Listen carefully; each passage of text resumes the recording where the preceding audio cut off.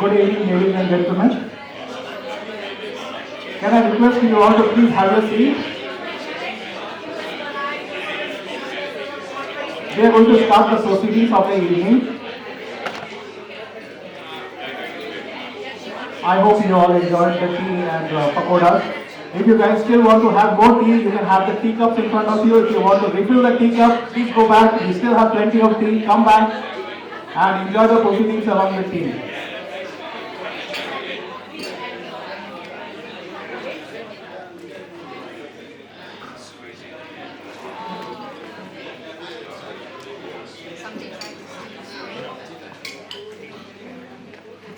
Thank you.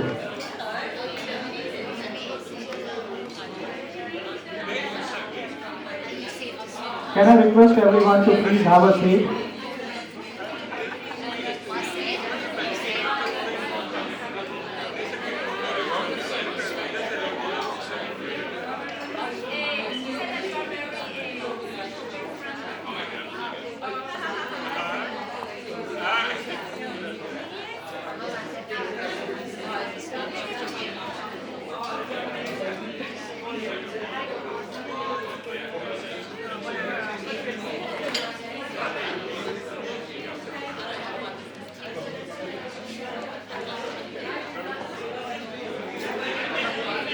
Can I please request everyone to have your seats? Thank you. We are going to start the proceedings.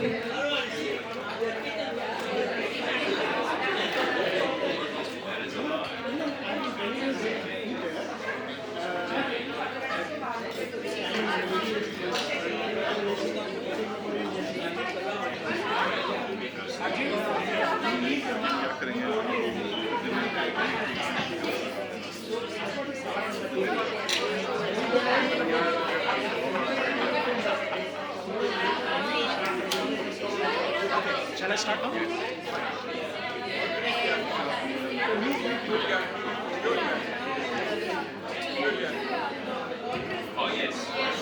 Okay. Good evening everyone. I am Narendra Kumar, functioning as the role of Secretary to FIAWA, Federation of Indian Associations of WA, and I am also going to be the MC of the evening. Welcome to FIAWA's Domestic Violence and Mental Awareness Forum for this year. This is the fourth edition of Mental Awareness and Domestic Violence Forum that we are having. Before we start the proceedings, let me start with the acknowledgement of the country. I respectfully acknowledge the past and the present traditional owner of this land on which we are meeting, the Noongar people. It's a privilege to be standing on the Noongar country. FIAWA would like to extend its greeting and welcome. Honorable Lorna Harper, MLC, representing Honorable Simeon Madrid, Minister, and Honorable Dr. Tony Buttigieg, Minister. We are also expecting Mr. Naresh Sharma's consul from Perth Indian Consulate. He should be in, he is not here. I would also like to welcome Councillor Adam Host, Councillor David Good JP, Councillor Sarah Patterson, Councillor Emma Jang, Ms. Gauri Thanisingham, Mr. Joe Tazuma, Ms. Astrid Alslowy, pardon me if I am mispronouncing the name, you can stand and correct me, sorry about that. Ms. Lol Ibrahim, Mr. Ahmed Fauzi Abdullah, Ms. Mamta Kocher, Ms. Salim Keegan, Mr. Peter Ho, Mr. Utsai, Ms. Carla Bennett, Ms. Phyllis Shah, and various members, presidents and representatives from the various Indian communities. Yeah. Before we start, last but not the least, we'll start with the few housekeeping rules. As mentioned in the beginning, we have toilet onto my left side, straight this side, we have the toilet. And also, if you can keep your mobile to bare minimum, or silent mode is much appreciated.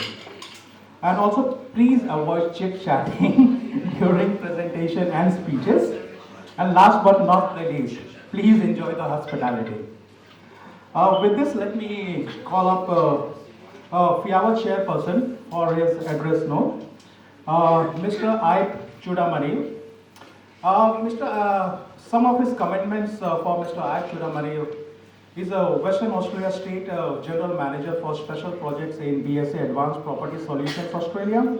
In addition to FIAWA, I also holds following positions currently. He's a very community man. Chairperson SKM Sports, Shanta Kumari Memorial Sports Club since 2017. He's also a board member SSBA, South Suburban Badminton Association, and also a committee board member of Malayali Association of Perth. He has also held below previous positions like board member to Badminton Associations of WA, second term president to Malayali Associations of WA, second term president to Malayali Associations of Perth. Then he has also been the president to YS Service Club of Perth and vice chair FIAWA Federation FIAWA. So can I please request Mr. Ad Chudamani to come and present his welcome note?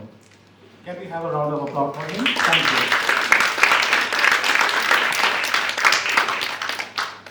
Thank you, Narendraji, for that introduction. The Honorable Lorna Harper, MLC, from the East Metropolitan Region, representing two ministers here today, the Honorable Simon McGurk, Minister for Child Protection, Women's Interests, Prevention of Family and Domestic Violence, Community Services, and also representing the Honorable Dr. Tony Putti, MLA, Minister of Finance, Raising and Giving, Aboriginal Affairs, Citizenship and Multicultural Interests. Deputy Mayor Adam Hott from the City of Gosnells, the other councillors from the City of Gosnells, Councillor David Good, JP, ex-mayor, Councillor Elma Zhang, Councillor Patterson, Ms. Gauri Thanasingam from the Hillview Intercultural Community Centre, City of Canning, the presidents and representatives from the various other associations and organizations which are not just Indian, the Organization of African Communities, Mr. Joel Tazuma, the Perth Indonesian community, the Somalia community, Jude, who is also a member of the Australian Multicultural Council, the Malay Association of WA, United in Diversity, Ethiopian Community, the Australian Hakka Association, the Nepali Association, Multicultural Labour Organization, the Women of World Stage, and various member presidents and members and representatives of the various Indian associations that form part of our organization. The presenters here today from the WA Police, from the Department of Home, from ECCWA, from Study Perth, and everybody else present here, and the seniors who are presenting the skit today. Good evening. This, as Narendraji said before, this is the fourth edition, the fourth time we are doing this domestic violence seminar. And we are happy to see that we're not really happy, maybe we are sad to see the numbers are increasing. As the number of people here, the immigrants increase, and as issues within their families rise, we are seeing more and more cases of domestic violence, unfortunately, and mental health, and so many other issues happening in today's community. So even though we are happy to see a lot of people here, we're not really happy. We'd like to see the numbers come down and see the cases go down and see that they're all in control. A few years ago, a student who came here on a student visa, just studying in one of the universities, rang up our own Atulji, where's Atulji, and said, look, I'm out of money, out of pocket, I haven't eaten for 2 days, and I don't have a place to stay, and I was staying with somebody, but I've been pushed out because of no rent paying. And he was seriously thinking of taking the ultimate drastic step and thinking, why should I continue? Then Atulji went and met him, cooked some food, we gave it to him, gave him some money. We then collectively found some work for him in a petrol station or something. So effectively what happened is we hope, or we think we prevented something drastic from happening, and we also understood that there are a lot of people like this who need help, and who are suffering. So from that time we started a student assistance program, and we have since helped a lot of students. And nowadays, one good thing with the population increasing is that there are more people who are willing to come forward and help these people. You know, the students, when they come here, they are sold something. You know, like when they come from India, they said, you go there, join the university, pay this much money, and then you can make your own money, you can make your own, enough to survive, and then maybe pay the rest semester fees. You can make the money here. You come here and then you learn. You find out they can only work 20 hours. You can only get paid so much.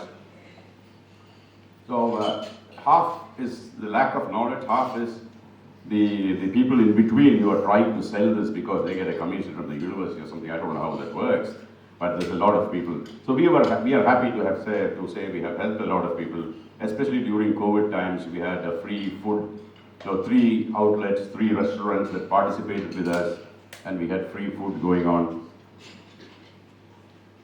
And also, we do a yearly student program with our partner sponsors, Apero and Aussies Migration, Apero Education and Aussies Migration, where we give them the various options of visas and migration and education opportunities and work-wise. So we do that also every year.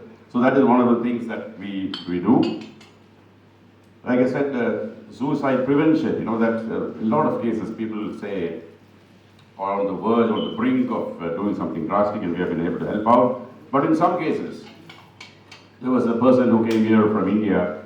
A week later, the neighbor found him hung from the ceiling fan, and the neighbor rang us and said, look, what do I do now? So we went to the hospital. We're not allowed to see the body. The police taken, and we went through the process. This is like 10 years ago, maybe.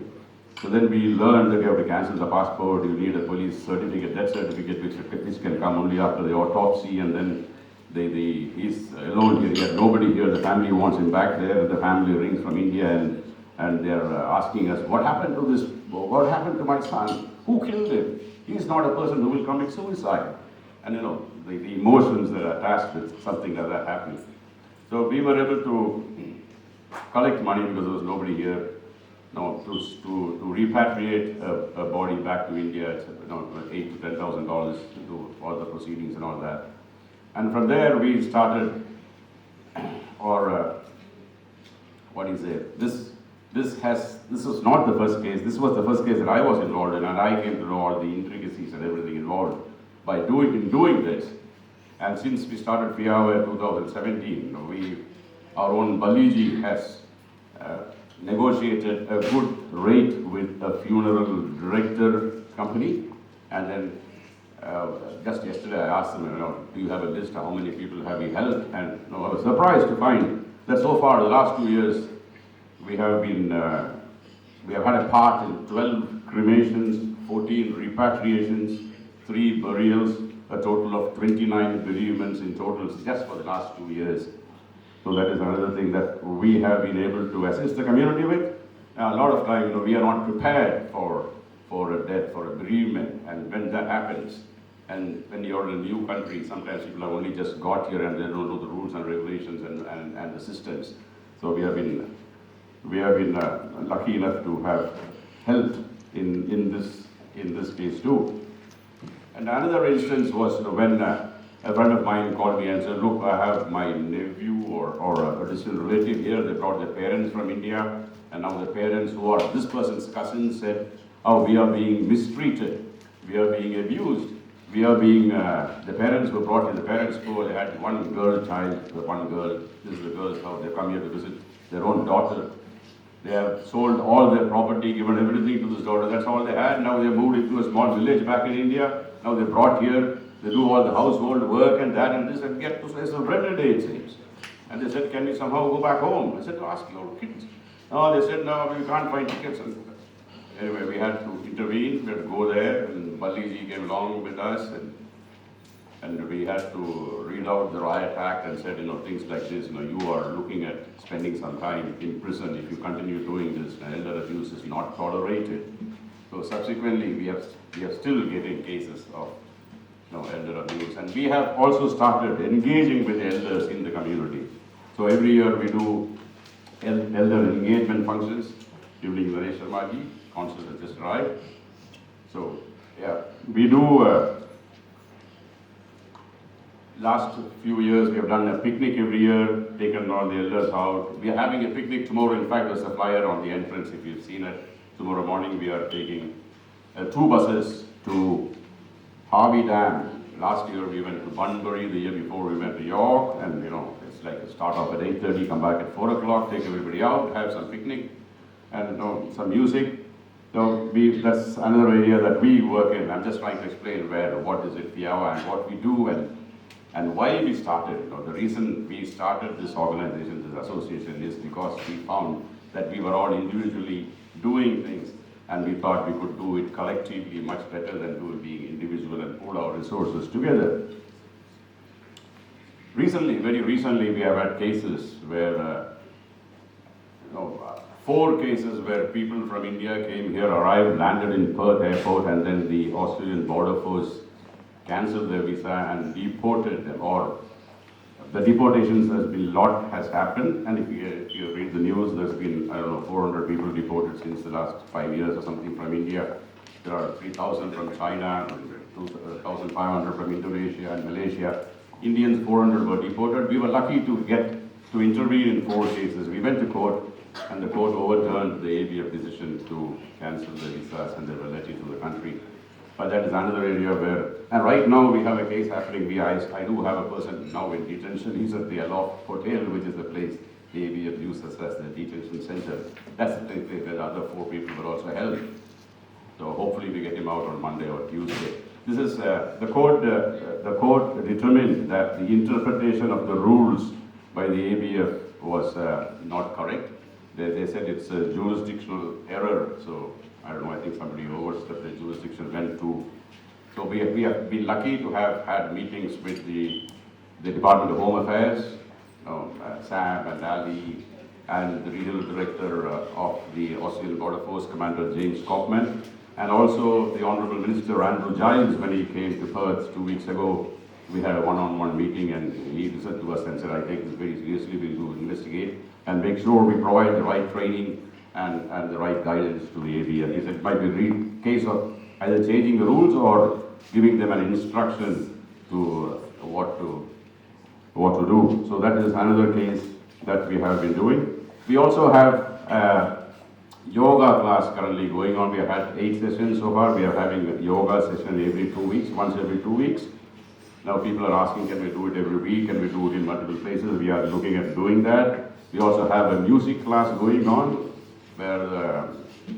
and a choir class, and where we teach music, basic instruments, guitar and drums and violin to the people. We have a choir where people come together and sing together, and we have a choir master. So a lot of interest in that too. So these are the other activities that I do in addition to the domestic violence. Domestic violence, when Ms. Sonal came to us, and she was very passionate about domestic violence. And then we learned that she had gone through a situation, and that is why she was so passionate about it. And then we learned that there were a lot of people, a lot of things happening here. When you come here and you start earning money, in Australian dollars, not in Indian rupees, and I think, oh, I'm something else now. This fight is not good enough for me, or the other way around. I don't know what happens, but instances of domestic violence and family separations are very much. Sonal currently is handling 3 cases, 3 other cases in addition to her own, I would say. Plus, she's saying that she gets a case every week or one in every 2 weeks. So if you look at the numbers of the last 2, 3, 4 years, it's more than 50, 60, 70 people whom we have assisted, whom the outcomes are not always what you want them to be, but there are rules here, the courts here, so you have to go through the process. And we get great help from members, from our own members in terms of housing. You need a place to put someone up. So we were just talking just then. There's a case happening right now where a lady has been evicted from the house because her husband took a restraining order against her. So the girl, the female, the wife, and the son and the dog are currently sitting in a car outside the house because they just got evicted. This is now half an hour ago. I just got a phone call, and Mike was looking at the case and seeing he's offered that Monday we can come in. So Yes, so cases happen, and luckily we found someone who can take these people on in today, so they have some place to stay for today until we get to Monday, and then can take this too. So when we get involved in all this, we see that these people sometimes, if you're a dependent spouse, if you're a dependent wife, that they need housing, they need money, they need clothing, they need food, all these things to survive, and we are been dealing with separation, family separation, divorce, but getting back the personal items, property settlement, wages settlement. Sometimes when you're working for a family business and you're doing it, on not taking the wages, but then something happens and then you go back and try and get some money because you don't have anything. And sometimes they're on a dependent visa and the visa is cancelled, the sponsorship is cancelled. You sometimes get the right to stay and work in Australia. And in many cases we have had the person who's doing the domestic violence going and giving a defamation case. It's about getting to the police or somewhere first and getting a case first, so that when the other person goes, your case is already there. And coming from India, we know all these tricks about if I go and beat somebody up, I go to the police first or the hospital first and lie there. Oh, I got beaten. By the time the other guy comes, he looks at me and I'm the one who beat him. So this sort of things, I think our people are bringing all those tricks into here. And restraining orders, like I said before, in short, a multitude, a plethora of areas to be dealt with in case of a domestic violence incidents. And in addition to this, you also have the kids. I don't know, a month ago I got a call saying there are 2 kids who are a part of a family which is now in domestic violence and looking into separation. The department has decided that these kids cannot be entrusted with their parents. We are taking them to foster care. They will go for adoption. They'll put in a foster home or adoption. That's the future. And they said, do you have anybody, Indians in your community who would be willing to adopt a child or, do foster care? So right now we don't have, because, we are not used to that type of thing, but it's something, we have to look into. That's one of our wish lists where we can see whether we can get a list of people who are willing to adopt somebody or look after somebody or use a foster care or something. So we work with the Department of Child Protection too, when you go to these domestic violence cases. So we get a help from a lot of agencies, the Jacaranda Community Center, the WA Legal Aid, the Circle Green, the Red Cross, who are very forthright with emergency funding. If something happens, Red Cross $3,000 straight away. Here, no questions asked. That's beautiful. And even they give you clothing, formal clothing and support in getting things. The Multicultural Service Center, ECCWA, who is represented here today. The FIAWA, when you go and trying to claim work, salaries for the work that they have done for the last few years or something. The local police, of course, anytime. The police are always there for you, for us, and help us. The Australian Federal Police, some cases where you have a visa problem, you might have to get the Federal Police involved. The Department of Home Affairs, of course, and the Center for Women's Safety and Well-Being. Now, our wish list for the domestic violence areas that we work in is getting a safe house, at least one safe house, like what happens now. If you have a safe house, we can move the person immediately to that safe house. If you get more than one safe house, 1, 2, 3, it will be good. But we would like to see it come down to 0, like I said before, no more cases. And another one of our wish list is all these agencies that I spoke to before, they all do their own thing. They all do their own stuff. Like even if you go to WA Legal, they say go to Circle Green, they'll do your family case for you, or somebody else does your visa case for you. Or everybody does their own individual things, and there's no coordinated overall single shop where you can go and get a solution to all these various aspects that you're suddenly exposed to. You were living a good life, with a family, and suddenly you have a problem, you have an issue. And then you realize that you have to go to all these various agencies and talk to them. And these are all good things that we have here, but sometimes you're on the phone holding for half an hour, 1 hour, just to get to the person.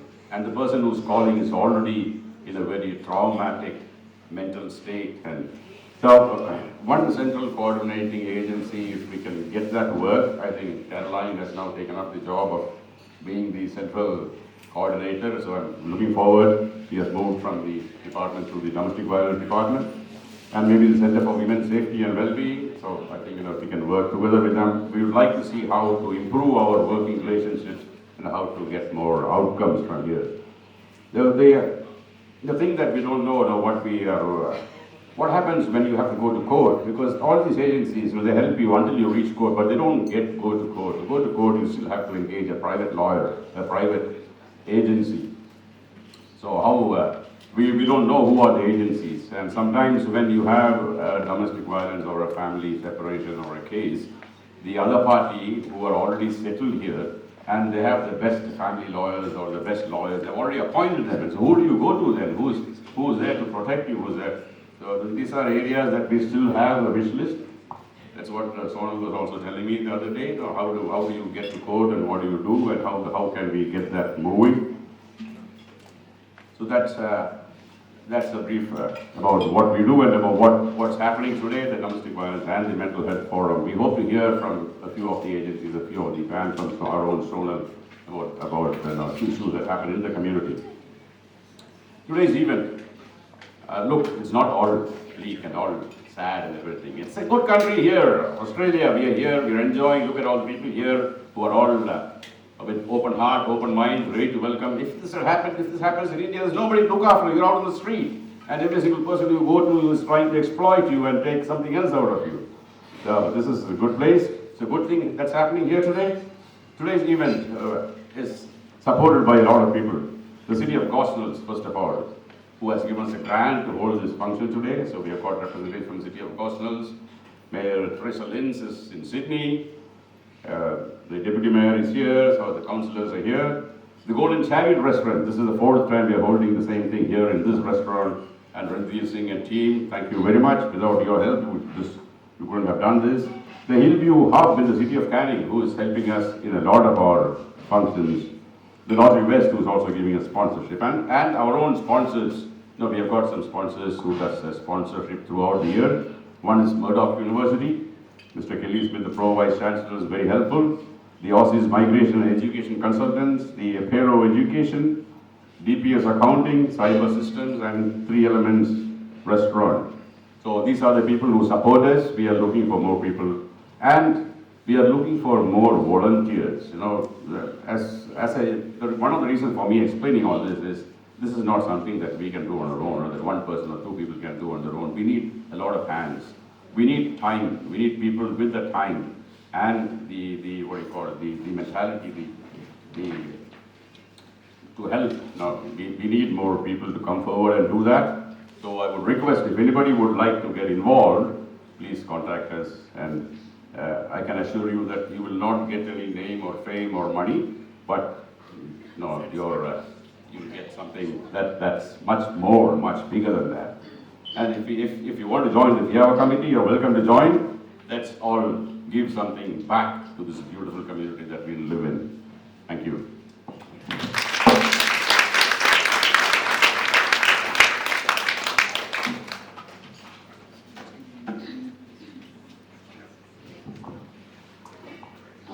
Thank you, Chairperson FIAWA, for the wonderful insight about the Indian community and how we are handling the domestic violence scenarios around our Indian community and outside the community. So next in the agenda is we'll have an address note from Ms. Lorna Harper, MLC. And at the same time, I would request Chairperson FIAWA to please come and present a shawl to MLC Lorna Harper.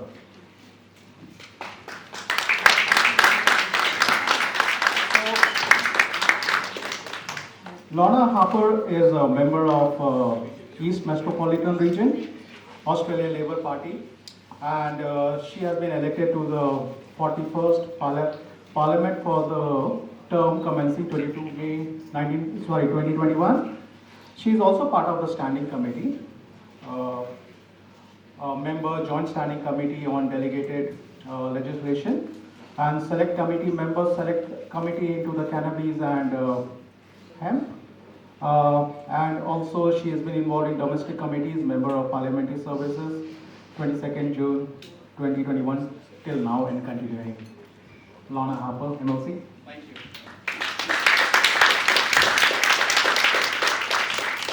I might step to the side, I'm a wee bit short here.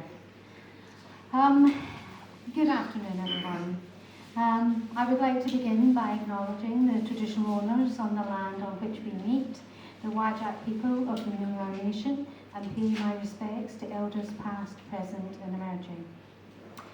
Thank you, Narendra, for that introduction and for inviting me to be here today. It is a very great pleasure of mine to be here on behalf of Minister McGurk. I would like to acknowledge my fellow speakers, Sonal Wishram, apologies for the pronunciation as we go through, Jeanette Cornell and Miss Rachel Wong, and all of you present with lived experience of family, domestic and sexual violence. I applaud your resilience and your strength.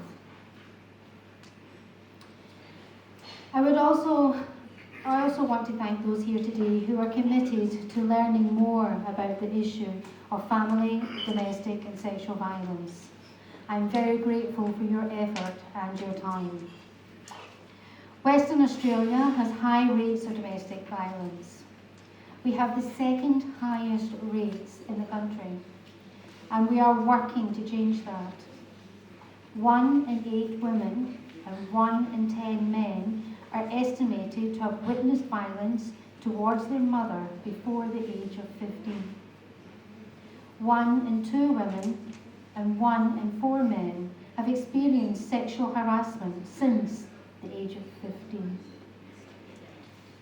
Family, domestic and sexual violence is experienced at disproportionately high rates by Aboriginal women and culturally and linguistically diverse women and children, people with a disability and people who identify as LGBTIQ+. A study of migrant and refugee women in Australia found about 40% of those who had experienced some form of family, domestic and sexual violence did not share that experience with anyone. 65% of assaults recorded in WA in 2020 were related to family, domestic and sexual violence. That was up 15% since 2019. Of the 22,257 victim survivors, almost 3/4 were female. I am proud to be representing the Minister for Prevention of Family and Domestic Violence, the Honourable Simone McGurk MLA, and the Minister for Multicultural Interests, the Honourable Dr. Tony Booty MLA, and to be part of a government that is leading so much positive action to address family and domestic and sexual violence. The McGowan government has made this a matter of priority and has provided an unprecedented investment of over $150 million since coming into government. It was a lot of money. I was shocked, tripping over the amount there. Since coming into government, the spending on family and domestic violence services has increased from $49 million per year to $89 million per year. We have established 2 new refuges in Kwinana and Peel in December 2020, and a 3rd refuge in the East Metropolitan Region is expected to be completed by 2023. We are committed to establishing 4 one-stop FDV hubs. These new innovative hubs connect people experiencing family and domestic violence with the services and support they need, all in one place. By providing a range of specialised support services in one location, this means people can get help sooner, closer to home, and don't need to retell their story. The range of services available includes health, mental health, counselling, legal, housing and financial counselling services. There are also support services for men provided off-site. There's one in Mirrabooka and one in Kalgoorlie, and we are currently establishing another one in Armadale and one in the Kimberley. We are investing $4.2 million to expand the Safe at Home programme and support another 150 women with or without children who are experiencing domestic or family violence to stay safely in their homes after separation from a perpetrator. The programme provides risk assessment, safety planning, upgrades to home security, practical and emotional support, and referrals to services such as legal and financial services. We have funded mobile outreach programmes across the state to ensure that women and children living in the community have support from specialised family and domestic violence caseworkers. This is key in supporting them to enhance both their safety and well-being, including tenancy support and housing stability. We have introduced antenatal screening in the public health system to support women who are about to give birth, because shockingly, they are at higher risk of violence.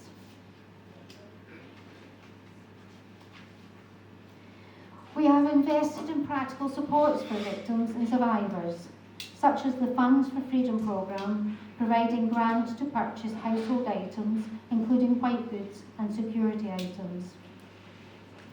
We have implemented respectful relationships programmes in schools to teach students about positive and respectful relationships from a young age to prevent domestic violence before it starts.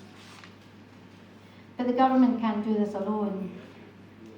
Much of this plays out behind closed doors, and the attitudes that have allowed this violence to go unchecked for so long are entrenched in so many areas of our society.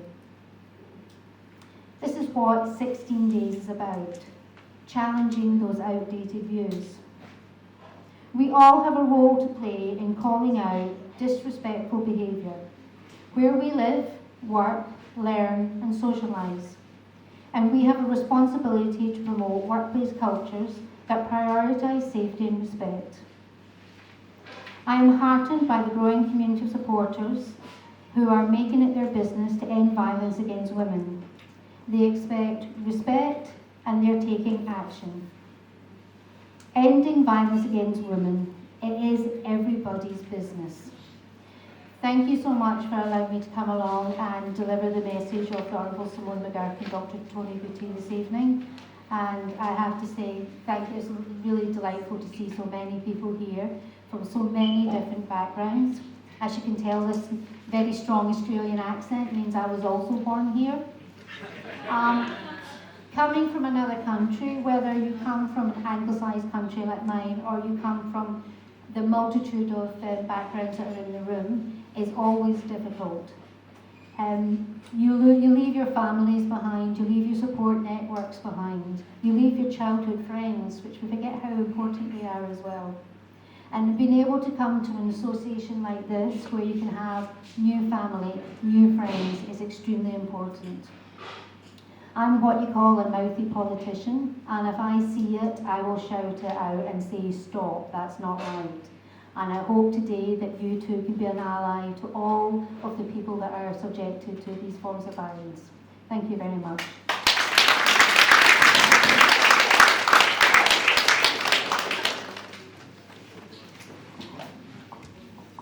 Thank you for the address note, Ms. Lorna Harper MLC.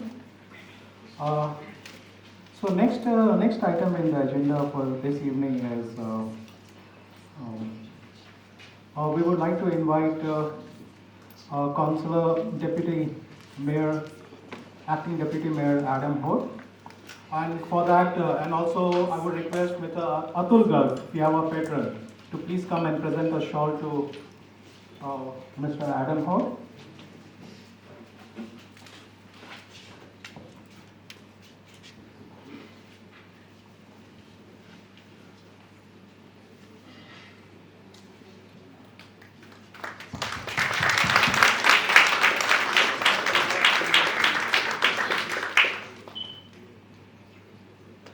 You're not going anywhere.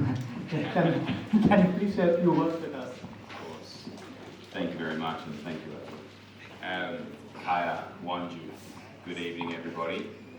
It's still sunny out, so maybe it's not quite the evening, but good afternoon at least. My name's Adam Hort, and I'm the Deputy Mayor of the City of Gosnells, and this weekend I'm the Acting Mayor on behalf of Theresa Lyons and my fellow councillors. I want to thank you very much for this invitation to be here tonight for the Federation of Indian Associations of WA Forum on Domestic Violence and Mental Health. The City of Gosnells always respectfully acknowledges the Whadjuk Noongar people of this beautiful Noongar Budja down by the Canning River. We pay our respects to their current elders, past elders and those emerging as well. A big acknowledgement also to the members of the FIAWA Management Committee. Sonal, thank you very much. I'm sure I've forgotten a few, but Barley and Athol as well, and thank you very much. A big acknowledgement to Lorna Harper, MLC. It's always hard to follow on from you, Lorna. Wonderful speech. Thank you very much for sharing and representing your parliamentary colleagues. My two councillors, fellow councillors, Councillor Emma Zhang, Councillor David Good, acknowledge them here today, as well as the many other distinguished guests here tonight. The City of Gosnells is very proud to support this event. It's important. Everyone here knows it's important, otherwise you wouldn't be here. It's about spreading that message of how important it is that we need to challenge some outdated views and make the change one person at a time. We all have a role. I was at a family barbecue today with a very good friend of mine, a member he's a second generation Indian, member of the Indian community. And he said, "What are you up to tonight, Acting Mayor?" And I said, I told him where I was coming. He said, "Every week in my entire childhood, I was beaten by my mother and my father. Every week." He's a very successful man, he's got a lovely family, I'd never heard that from him before. And he said, when I had children, I made the change. He challenged the outdated views, he made the change in his own family, and I know his family will be better for it. Last financial year in the City of Gosnells alone, there were 900 family assaults reported to WA Police and 400 breaches of domestic violence orders, and they're just the ones that were reported. For the entire metropolitan area, police report nearly 13,500 cases of family assaults and over 7,000 breaches of domestic violence orders. We know they're not all reported. There's probably many more out there. Effective solutions to domestic violence rates have to be tailored to our local communities. And again, I'm preaching to the converted here tonight, but you know your communities, and we need to take the message back. Every solution is going to be different for every community and probably every family. More than 131,000 people live in the City of Gosnells. 44% of those residents were born overseas, with 6.6% of our residents being of an Indian ancestry. That's twice the rate of the greater Perth area. So we have a well-represented Indian community in the City of Gosnells, and I know there's many communities represented here tonight. I'm hopeful that the activities of FIAWA and everyone else here tonight, including the many multicultural communities that I see here and some good friends I can see here from many of our communities, will make a difference, and you'll be able to take some of these messages back to your community. This past year, the City of Gosnells has also been working with support local service providers in the mental health space, with a particular focus on culturally and linguistically diverse communities. Mental health is an important topic for our organisation, and FIAWA to focus on it means a lot. I commend you for including it in tonight's forum. By talking about domestic violence and mental health, sharing information and increasing awareness of the support options available through events such as this, we're able to minimise the stigma felt by many people experiencing domestic violence and mental health concerns. I hope you'll find this forum informative. It is our absolute pleasure as a council and as our city to financially support it.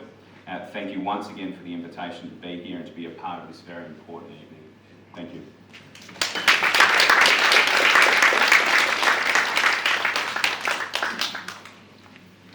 Thanks. Thank you, Acting Deputy Mayor Mr. Adam Hall, for your wonderful words. Next, I would like to invite Mr. Naresh Sharma, Consul, Indian Consulate of Perth. For that, can I request FIAWA Chairperson Aib Chudamani to please present a shawl to Mr. Naresh Sharma? And also after that, we'll have a few words from Mr. Naresh Sharma.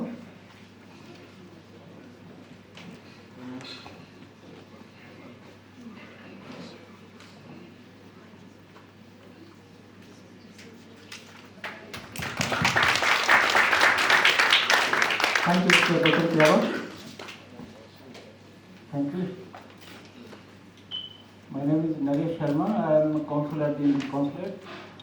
I would also like to acknowledge traditional custodians of the land on which we meet today, the wider people of the Noongar nation, and pay my respect to their elders past, present and future.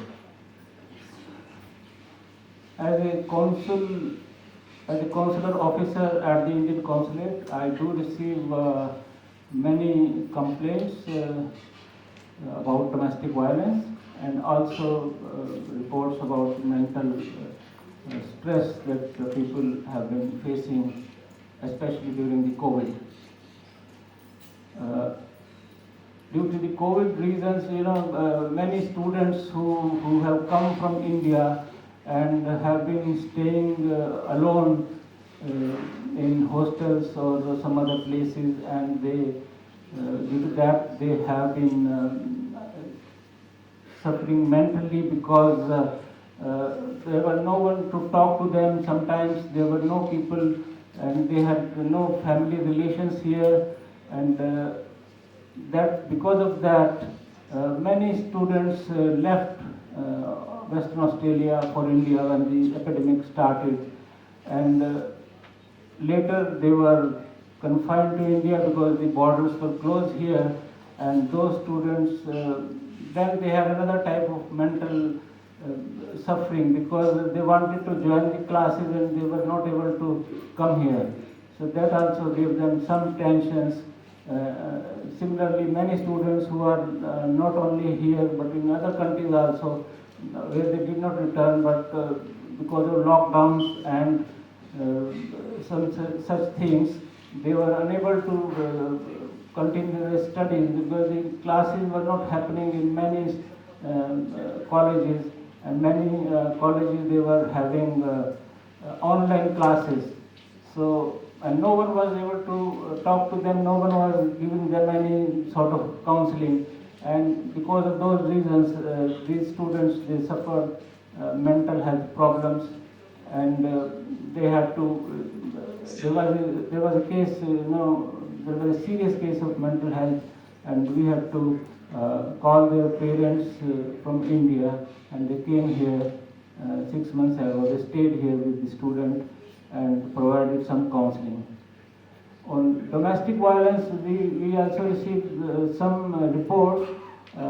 We actually don't have any expertise or any legal powers to deal with such cases.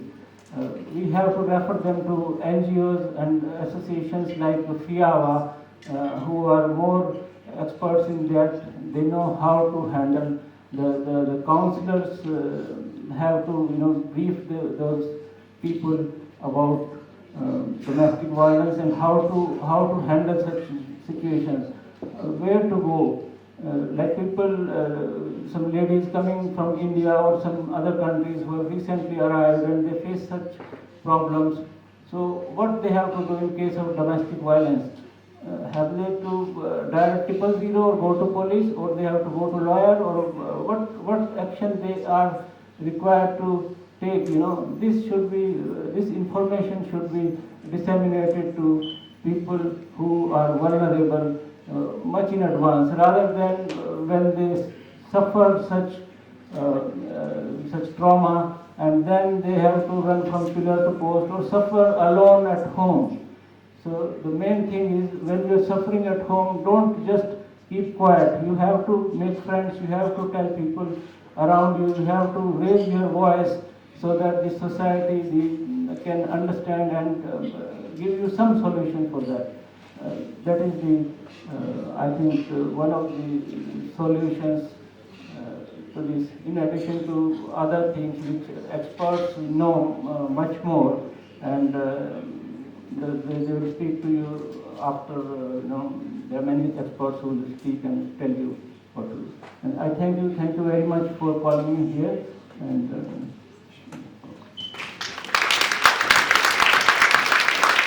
thank you, Naresh Sharma, for your experiences. Yes, pandemic time, Corona time was a very difficult time, tested the characters of a lot of people, and guess what? We all came out of flying colors, The very fact that we are not wearing masks and sitting so no, not maintaining any social distancing is a testimony that we all did something right. Okay, so next in line is, now next is the presentation by Ms. Sonal Bhushan.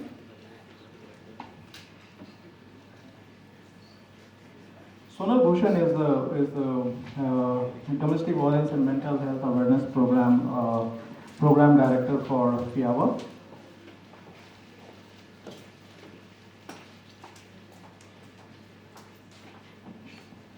Thank you, Narendraji. Good evening, everyone. How are you all doing till now? I want to see more smiling faces and louder in saying, yes, we are doing okay. Yeah? And first of all, I would like all of you to clap for yourself. If you can do it. This is appreciating yourself to coming here together as one for just this cause. This, we have to eradicate it. And as IG said, that I am one of the sufferers of domestic violence, a victim of domestic violence. I would say I'm a survivor. Yes. And that word is very important. It gives you confidence. It gives, you can uplift yourself from right at the bottom to where you want to be. But the only thing is we have to remain focused.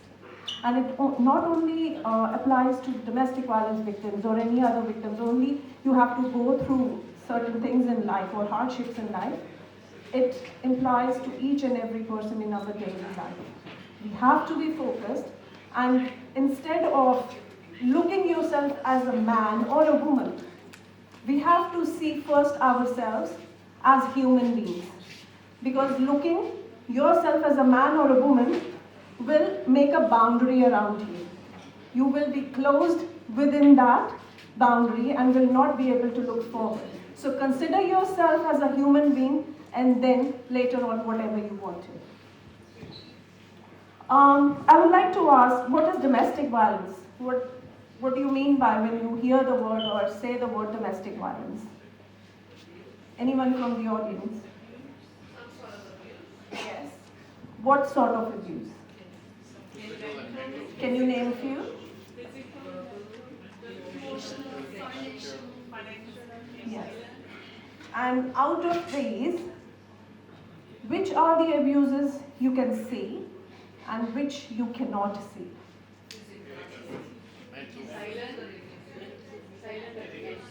Good. You guys have good understanding by now.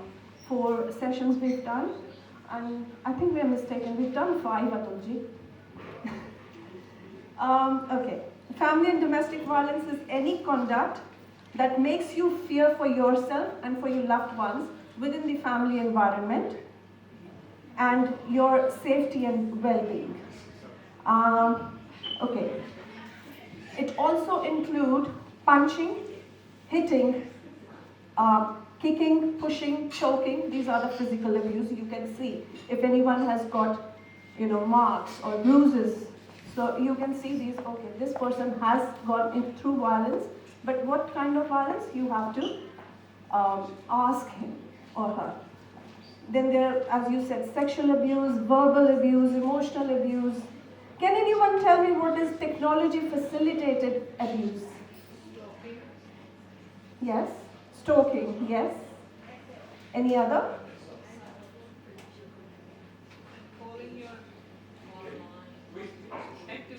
Exactly. Recently I came across a case of a very well-renowned family within the Indian community. You must be saying, I always point at you. It comes from your community. And he is a big supporter of your group. Yes, I must say that you should really intervene and make yourself presentable in a way that, not only women, but men who are going through domestic violence, they should actually, it'll be easier for them to come to you and straight away talk to you. Because if I go and talk to them, they will be like, oh no, I know them. I'm not going. So you have to present yourself in the community in a way that it's easier for them to come and talk to you. No, we are ready. We told you last time as well. Yes. So we don't care. We are ready for that. Thank you very much. Thank you. Second is abuse of the elderly. We keep forgetting them. Why?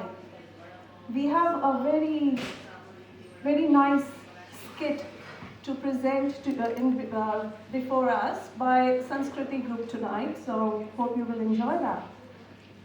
And second is forced isolation, economic deprivation, including dowry related cases, especially in Indian community. यहाँ पर the people who have, financially they are sound, they can spend a lot, okay? People who are not financially stable or sound, they show off more just to tell to the society that we are also financially equal. This is, pushing. If one person does, then another one will do more than that, spending on dowry. This depends on the girl herself to say no. If my parents have to give dowry to a person who cannot even earn on his own and dependent on the substance or stuff that's coming from my family, why should I marry that person? My case is different. I had love marriage. So, but yes, girls do have to stand for themselves.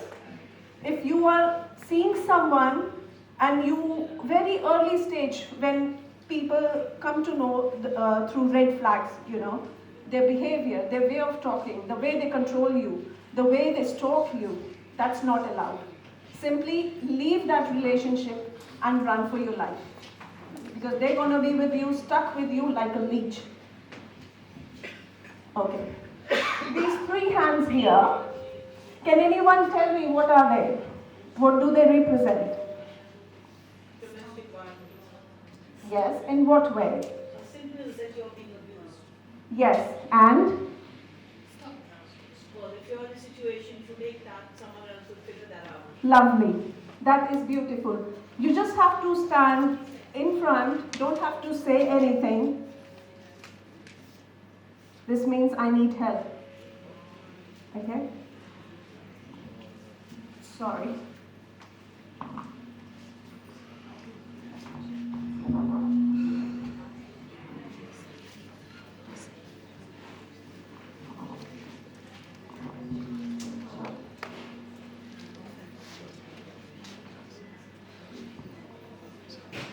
Okay, I have been talking about these 3 R's in every seminar we do. What are these 3 R's? If you see domestic violence around, what are these 3 R's? What do they represent? Anyone? Yes?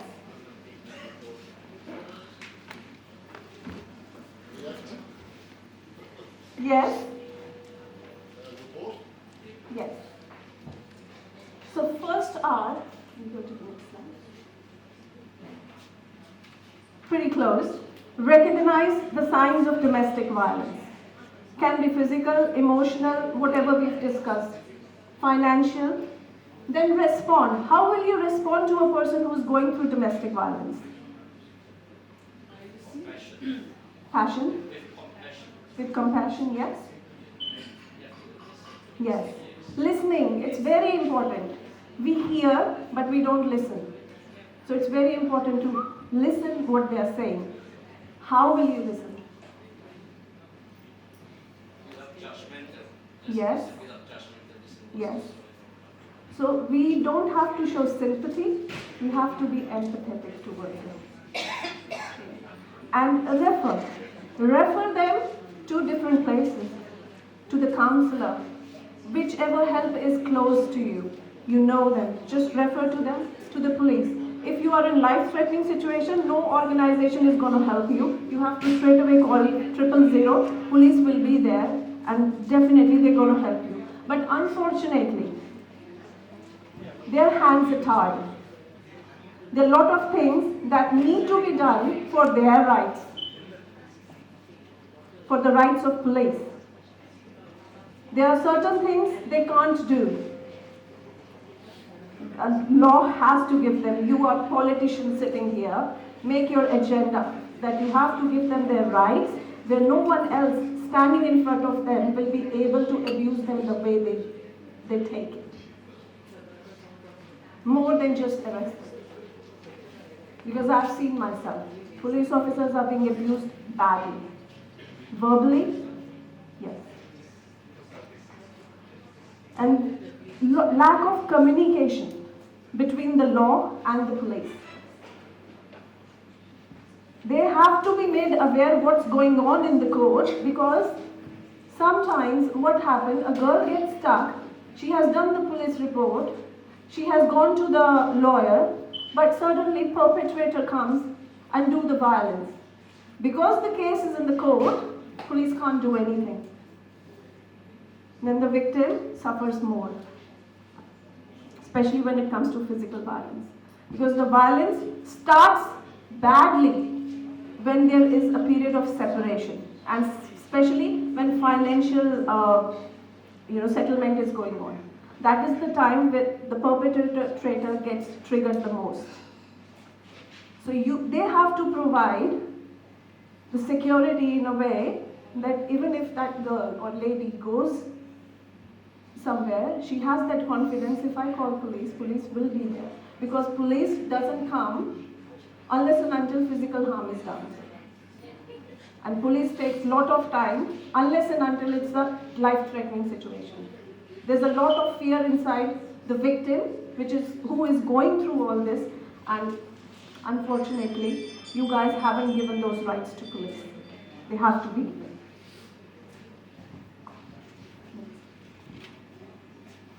So, domestic violence also affects mental health.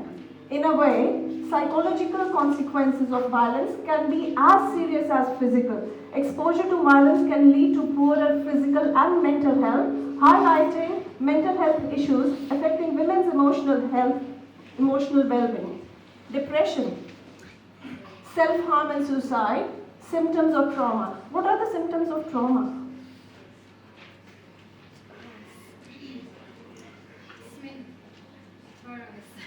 Yes. Yes. Can you name a few? Anyone from the audience? Anxiety. Yes. Yes. Yes.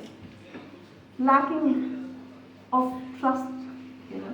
They find it very difficult to trust. Yes. Factors that lead to stress during domestic violence is financial security, homelessness, impact on parenting capacity. That is like somewhere I'll put a star in front of, because when you're going through depression, when you are going through all that things that are happening in your life, suddenly what happens is in your subconscious mind, whatever has happened in the past, it comes right in front of you. And the situation you are in right now, that it might not be big, but the past that has happened, it can blow you like hell. Yes? So, depression is a type of thing where you want to lie down in the room, lock the doors, and don't want to talk to anyone. Then who will look after the kids? Are they going to school on time? Are they dressing up properly with the uniform on? Are their basic needs to be met? Pregnancy, domestic violence. See, physically present here, children can see what's happening around in the families, in their family. But what about the ladies who are pregnant? The children who are not even come in this world, who are not even born yet, they also experience high level of anxiety and depression. So it's not just people who are here can be depressed. The kids, newborns are also depressed because they have faced that anxiety in the womb. death and homicides. I told you before that most physical abuses happen when there is separation time, during separation time, especially when during the financial settlement things, because nobody wants that hard-earned money to go to another person whom you hate and whom you loved at one time, but now you want to kill that person. I have heard, touch wood I haven't seen, I don't want to see it. I have heard like ladies driving and the perpetrator following the lady, hit the car, she met with an accident, died on the spot. And later on police came to know that there was a case, financial settlement case going on. Yes, yes, it does. The first and foremost thing is, ladies especially, when they tell you, we have chosen a boy for you, you're going to get married to, and he has a lot of money, he has a good job.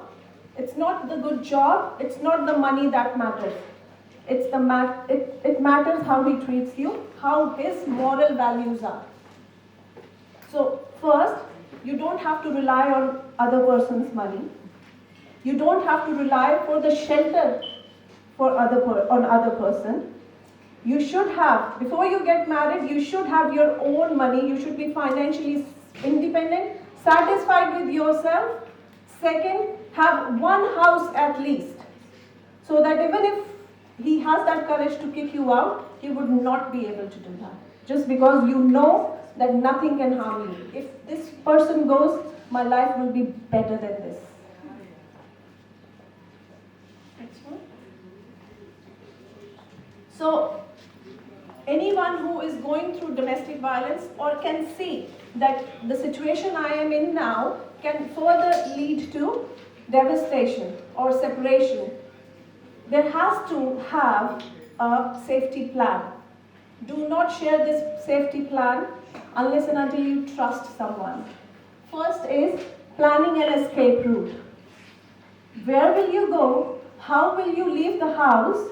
Because I have seen couples, partners don't let their partners to leave immediately. They'll make you emotionally, into false promises. Sorry, I love you, it's just the honeymoon period that comes back, just for a second, and everything will be calmed down, and next morning they'll start again. So have an escape route. Go to the person whom you trust the most and will not spread the word around where you are. That's why refugees are made. Packaging an emergency bag. Always have that small bag ready where you have your essentials you need when you have to leave the house. You're storing money. Start collecting those, petty cash with you, so that when it's time you have enough of money to at least start yourself, financially you can back up yourself. There has to be a backup plan. Store that money, open an account which is not known to anyone. Keep your money in that when you leave, because what happens is when either men or women, they leave, the finances are joined. Or they know the password, they know the account number, everything. Or they call the police, and call the bank, and they make it two to sign, isn't it, the joint account? Don't ever make that mistake. Keep your money separate, always have your separate finances. Making copies of important documents you need immediately. If you have a chance to leave from where you are working, or if you are outside, if you don't have a time to go back to home and collect all these documents, always keep emergency, notes or copies somewhere safe in the boot of the car. Making arrangements for animals and for kids as well, as quickly as possible. So there are more consequences to domestic violence, which is emotional withdrawal. You don't feel like talking to anyone.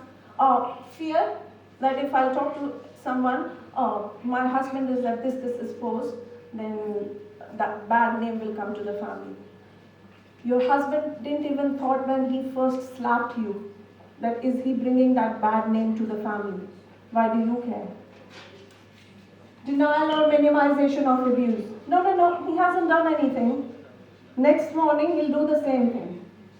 And the moment you're dying there because he's killing you, then you will realize, oh, I should have run long way before. Aggressiveness, apprehension of fear. This unknown fear around you that comes through depression as well. Like, okay, that lack of trust, you cannot trust anyone, someone is always there to kill you. Helplessness, you don't know where to go. Anger, you want to kill the person. Always have that sort of feeling, if I have this, I will definitely ruin him. That sort of anger. Anxiety, disturbance of eating and sleeping patterns, loss of sleep. Some people, they eat more in depression, and some people totally depends on their metabolism or how their body works, they stop eating. Disturbance of, substance abuse, some people, they get into drugs, just for the very small amount of time, they get relief from all the things around. So once they start, it's like, okay, that's a good thing. I should do that again and again whenever I feel anxiety or post-traumatic stress disorder. That we also find that in a lot of army men, ex-army persons, and a lot of defense, because they have seen a lot of.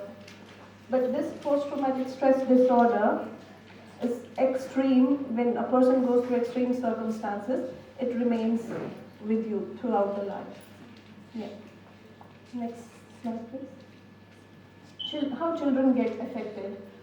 Children who witness or are the victims of domestic violence, who go through emotional, physical, and sexual abuse, are higher risk of health problems as adults.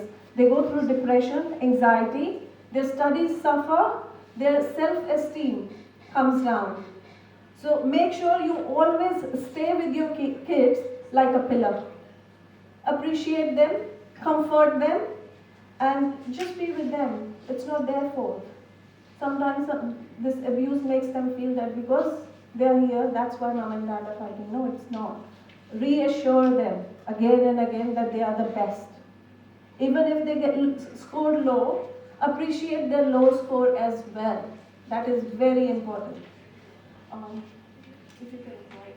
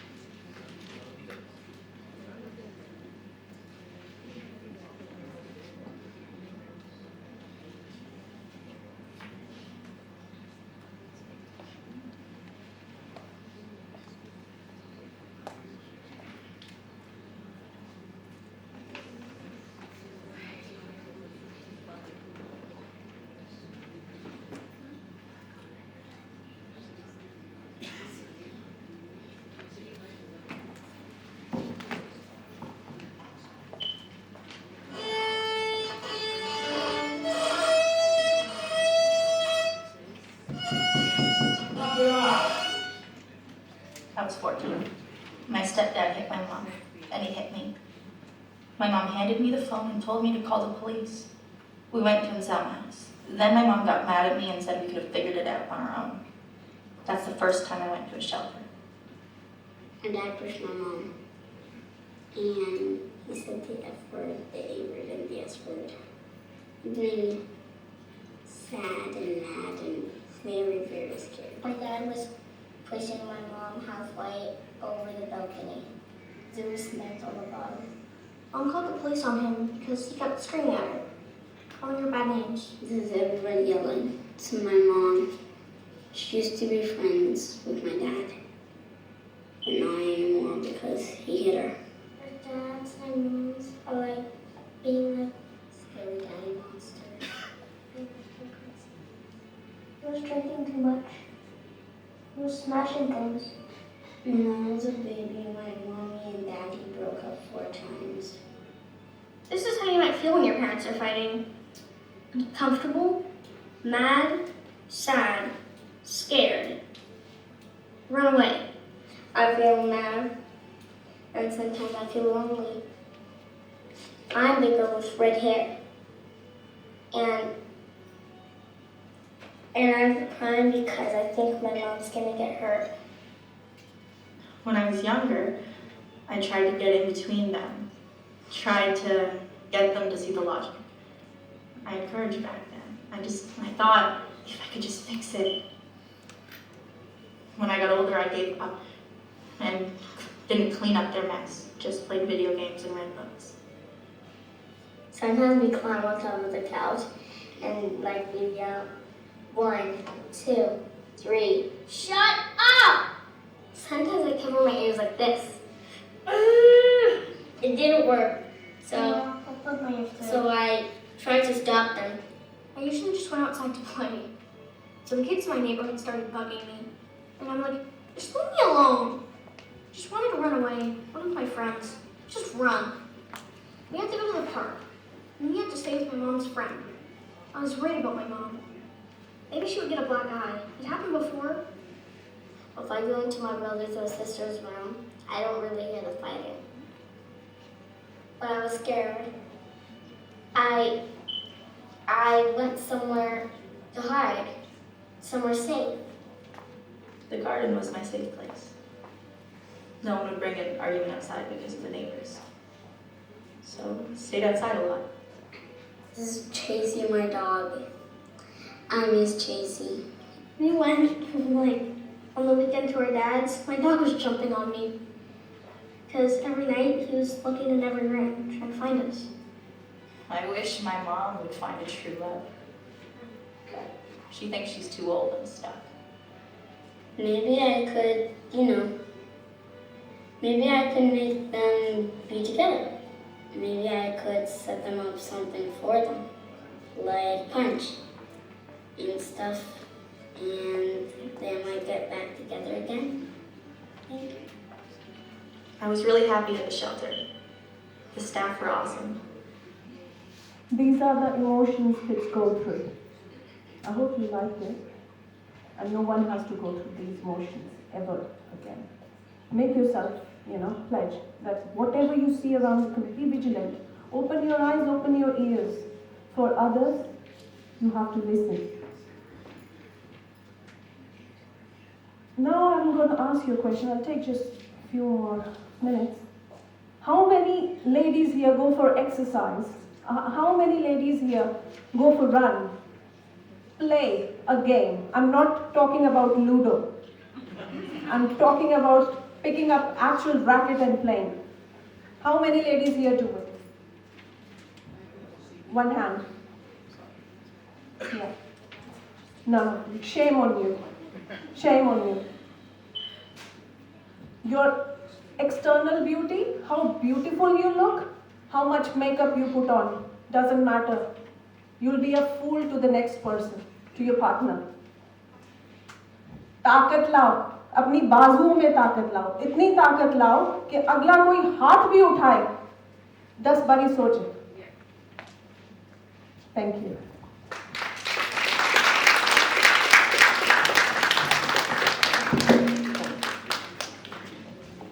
Thank you, Sonali, for a wonderful presentation. Now, guys, do we need 5 minutes break to stretch our legs, straighten our body ergonomics? Do we need to do that, or shall we continue with the proceeding? Voting in the house, guys. Okay, we'll continue with the proceedings. Okay, so next is a presentation by Acting Sergeant Mr. Mike Senfield and Constable Mohammad Hashim Kamsani. Can we have them on stage? And before their presentation, can I request FIAWA's Deputy Chairperson, Mr. Firoz Pestamji, to be on the stage? Firoz bhai, can you please come on the stage to felicitate them?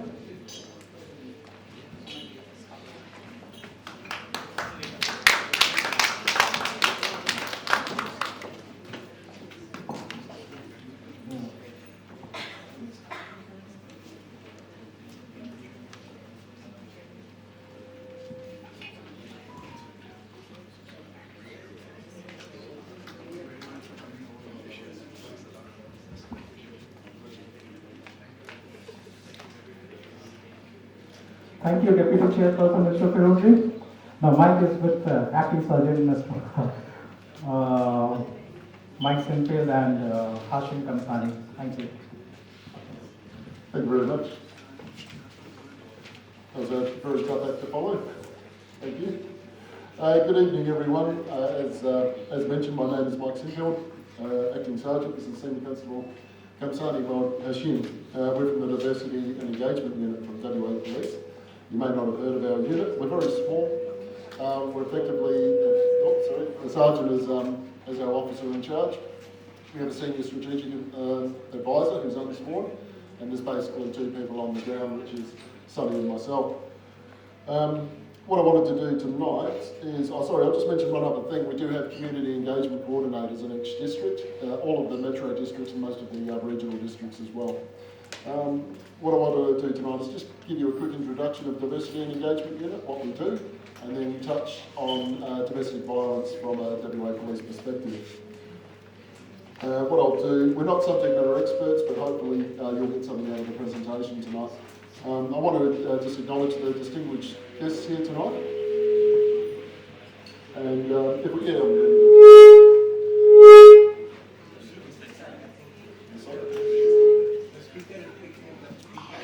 there must be something to do with me. That happens every time I pick up a microphone.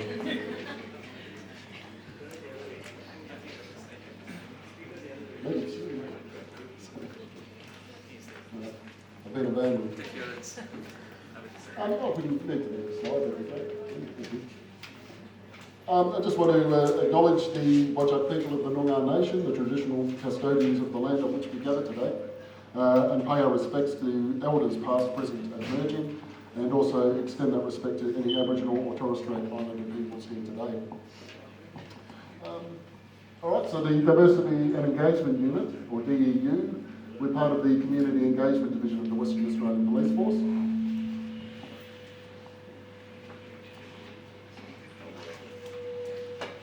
So our primary aim is to support frontline officers through improving police community relations and promoting crime prevention. I might stand over this side, away from the speaker, see how that goes. To help enable this, we provide support to culturally and linguistically diverse communities within WA and help to build positive relationships with police. We also act as a liaison point between these communities and their local police services for general crime-related issues as well. We are here to listen and will often host or attend community meetings from different ethnic, religious or cultural groups.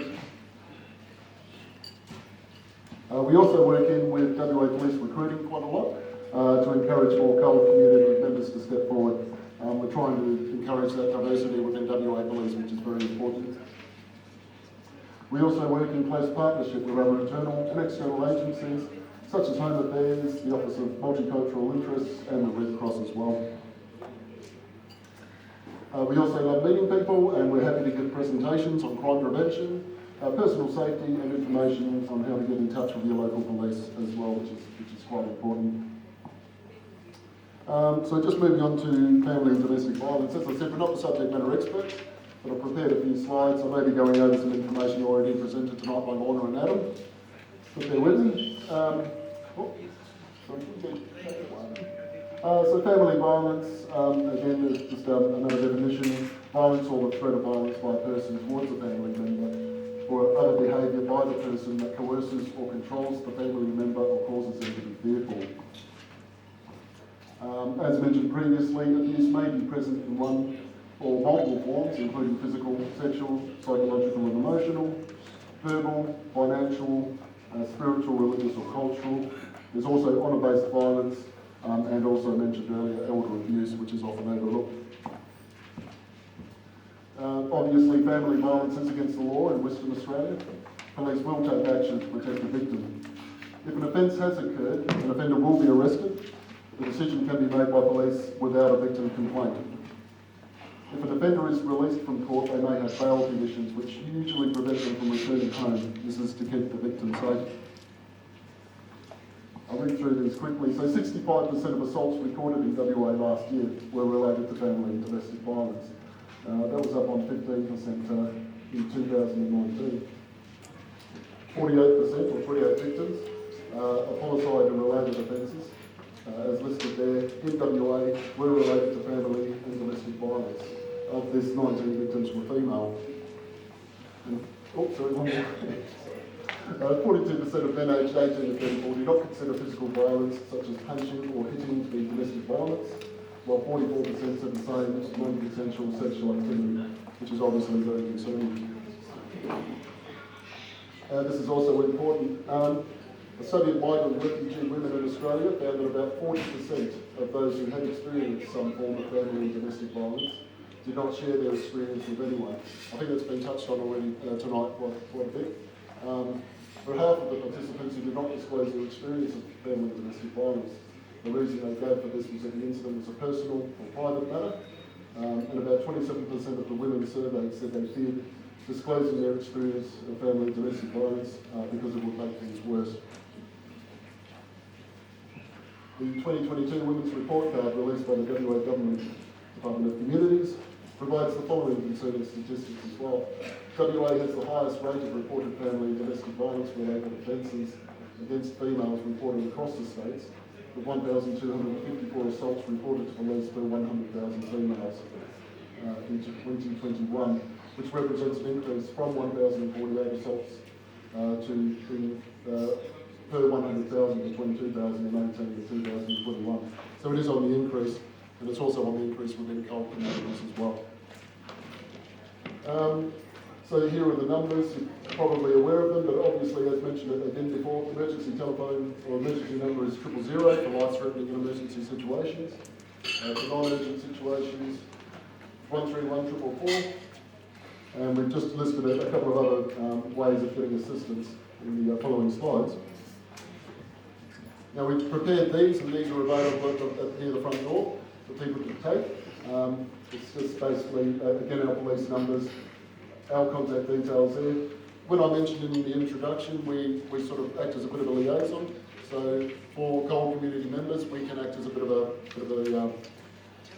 meeting point or middle point for people that want to contact police. If it's not urgent, they can contact us and we can provide advice and support along the way.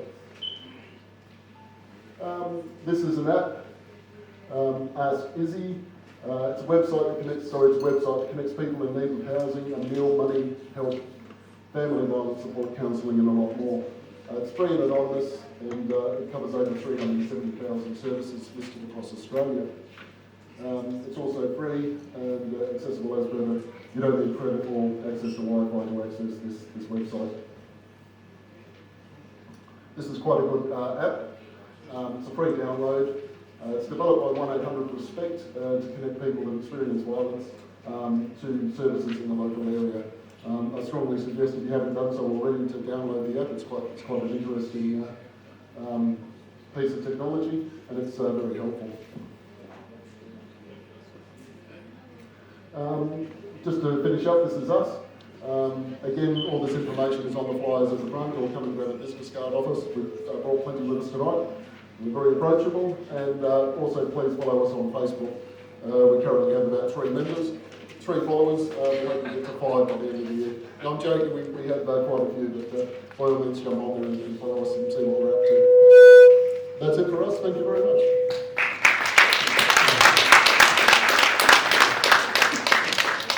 Thank you, Acting Sergeant Mike Singh and Constable Hashim Kamsani. Thank you very much.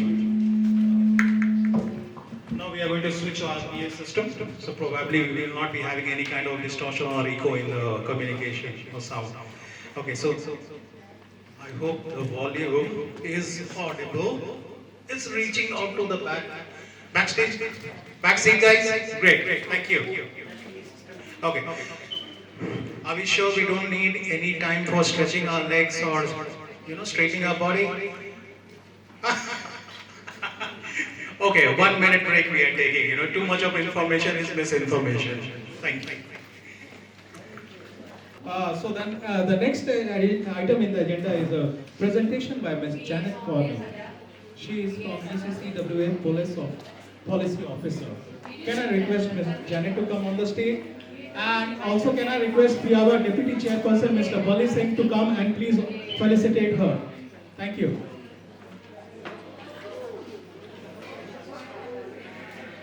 Firoz bhai.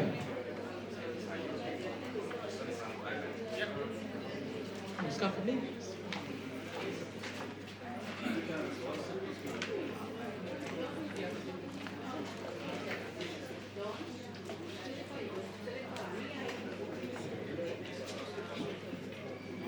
Thank you, Baliji. With this,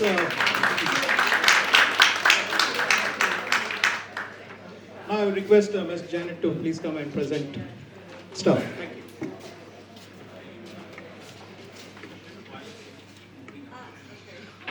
Hi, good evening, everyone. First, Ethnic Communities Council, Western Australia, would like to acknowledge the Aboriginal and Torres Strait Islander people as the traditional custodian and first people of Australia. We pay our respects to the elders, past, present, and emerging.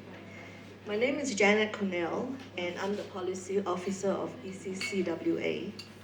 I'm filling in today for our Executive Officer, Vivian Pillay, as some of you may know, as she is unavailable.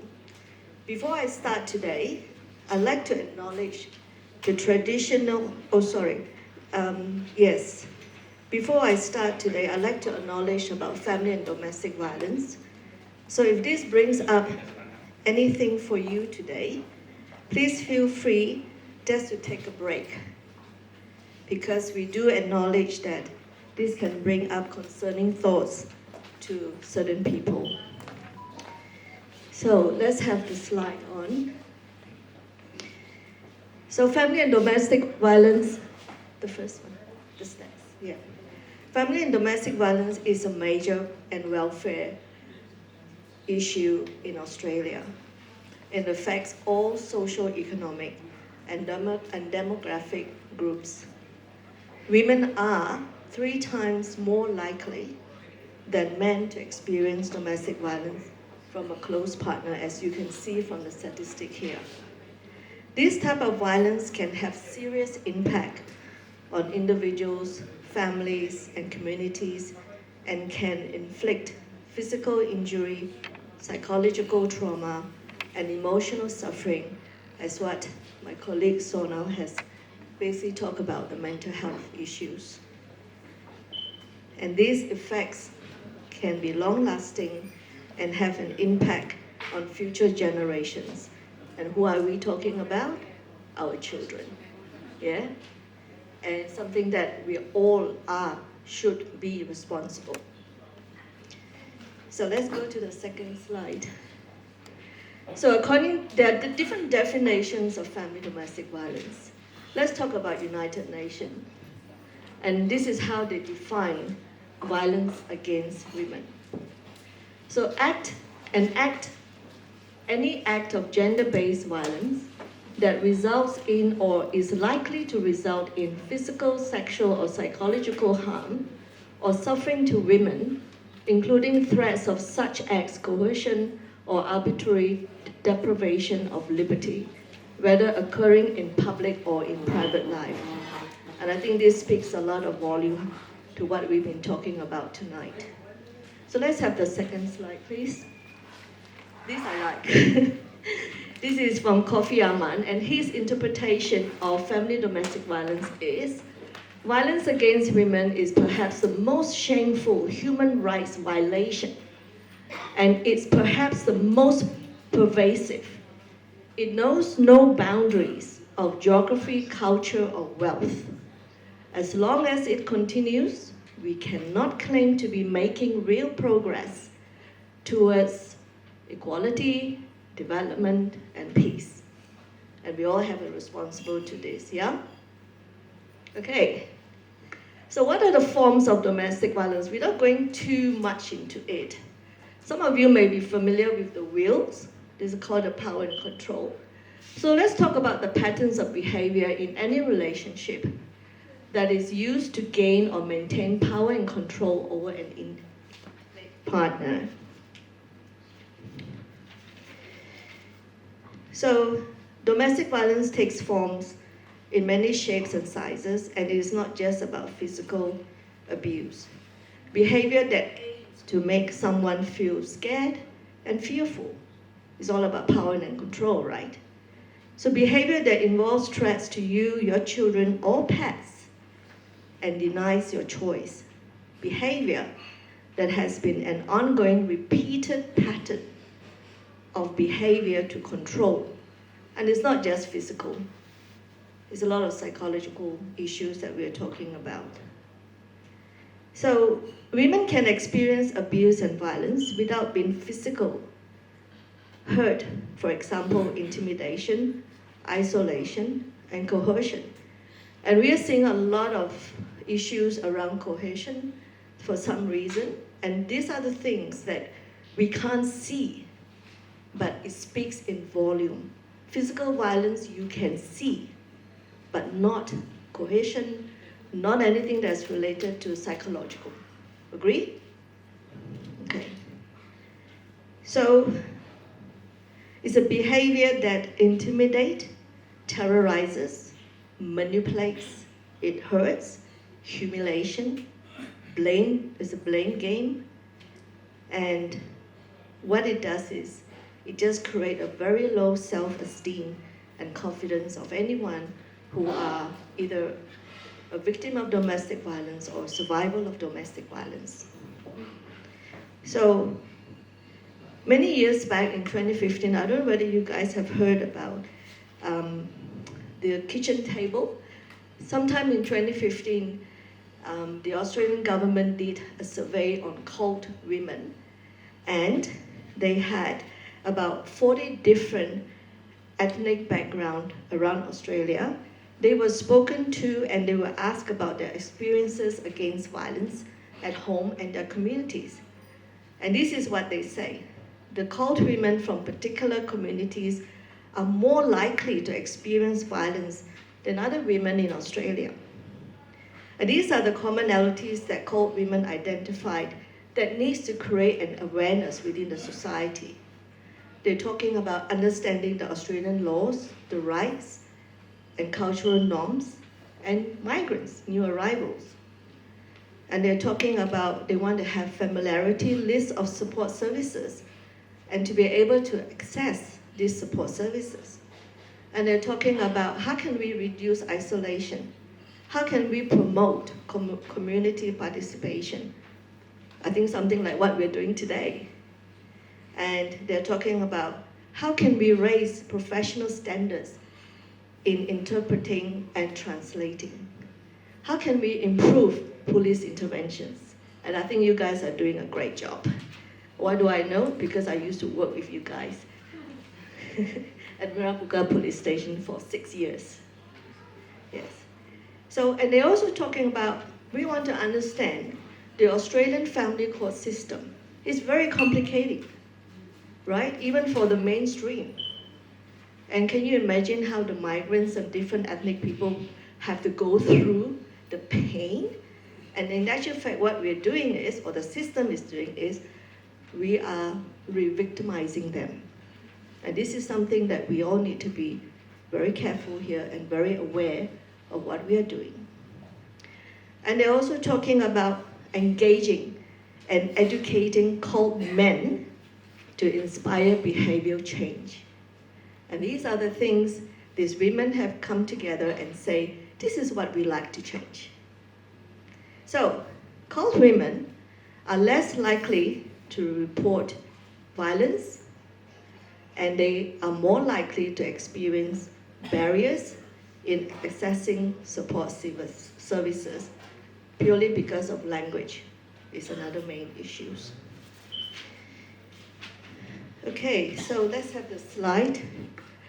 So these are the signs of someone who may be experiencing domestic violence. So tonight we have talked about the different forms of domestic violence from different speakers. So these are something that over my years, my 13 over years of working as a domestic violence advocate and case managing very complex cases and reading lots and tons of incident reports. These are basically, in general, these are what the women and men who basically share about what's been happening behind the scene that we don't know too much, okay? So very quickly, they talk about, these are signs that someone, could be your friends, could be a family member, could be your neighbors, could be your work colleague, could be any, that could, they may be talking to you about, hey, guess what? My partner is really jealous. It's not something that any women are proud of, no, right? Some are, but yes. So my partner's been jealous or he's very bad-tempered. And signs that victims of domestic violence people are very anxious, they're very overwhelmed, and they no longer can trust their own judgment. Signs that they say, I'm really afraid of my partner, and I need to do everything and anything possible to make him happy. So I'm not going to upset him, right? So basically what they're doing is compromising. So, and often you find certain people, they made plans with you, but because they are so eager to satisfy the partner, they say, sorry, can't make it, have to cancel dinner. And if this happens most of the time, I think it's like a little bit of a sign. I mean, we all cancel dinners, right? But we're not talking about that. But if you see a frequency to that, then we need to be careful here. So women who have unexplained changes in behavior and personality, not just are they reclusive, but some also reacted in a very aggressive manner. And partner seems overly attentive, remains constantly by her side, or is watching her all the time, who she talks with and what she talks about. Partner continually phones or texts her when she's out of the house. Partner makes most of the decisions like household finances, what they do on the weekend, basically controlling all her activities, the way she dresses, and who she can contact and who she can't contact. So these are all signs. So, and eventually you find that they're connecting less and less and lesser with their family and friends. And if they're on the phone call with you, they would abruptly put the phone down without any reasons whatsoever. Because why? He's coming home. And partner who ridicules or insults her publicly, and children's behavior changes when things go on behind the door. And kids' behavior could be very withdrawn, they're tired, and you know, women tend to say, I'm not too happy to leave my kids with my partner. So these are all signs. So let's talk about the next slide, which is, what can we do? So I figure out, without going too deep into this, these are all the practical ways that we can help our friends and families and so on. So the first thing to do is listen. So when we talk about listen, we are talking about listening without judgment, listening without what I think it is, your own perspective. So talking about violence and abuse takes courage. If a woman shares her experience with you, try and listen without judgment. Tell her that you believe what she's saying. Because by doing that, you're basically saying that you are safe to sit here and share your experience with me. So women need to feel safe, and that's very important. And trust is also another major element. So let her tell her story in her own words, without interrupting, without even asking lots of questions. Just listen. That's what listening is all about, right? Give her the space to express and stay centered with her. Don't ask questions that can make it sound like she is somehow responsible for the blame, because she is not. Don't blame her. Assure her that it is not her fault, because family and domestic violence is nobody's fault. but the cause of the perpetrator. So don't say, how can you still be in love with him? What did you do to him to treat you like that? Why don't you just leave him? There's a door, but it doesn't work this way. So, take concerns seriously. You don't really know the full impact of this behavior on the women or men experiencing domestic violence. When your friend talks about his or her experience, you take it seriously. Controlling behavior are not normal. Believe what the person is saying. He or she is the best judge of their own safety. Say to the person, I'm glad you spoke with me, and I'm worried about your safety. Okay? And help by exploring options. So I'm talking about progress here, different stages here. So tell the person that you want help. Ask what they would like to do, not I'll tell you what you're going to do, but what would you like to do? Or even not ready to do anything, and you know why? It's okay. She just needs someone to confide, that she needs someone that she needs to feel that it's safe and it's not a shameful thing to talk about what goes on behind closed doors. And ask her or him, what would you like to do? Respect his or her decision, even if you don't necessarily agree. Give them time to process, to think through what they want to. Then, in good time, talk about all these other wonderful resources out there. There's a lot of resources, I'm even amazed with that can give them information. The best way you can support your friend or family is to help them process the thinking, what they want to do. And even if they decide not to leave the relationship, because most women do not want to leave the relationship because there's kids, you know, and there's a lot of other issues like financial, employment, familiarity, there's no family here, they're all by themselves, language, you know. So don't make decisions without her permission or tell her what to do. If you want to help a friend, the thing to do would be is go and find out from Google. Mrs. Google is always my best friend. Where's the support services? Find out more about them. Pick up a phone call, but do not disclose information about your friend because she hasn't given any consent. So if you find out all the information, get the flyers, etc., sit down with the person and say, look here are all those different information.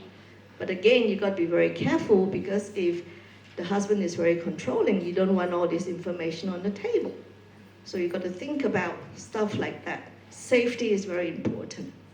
So if she say, you know what, I would like to get some help.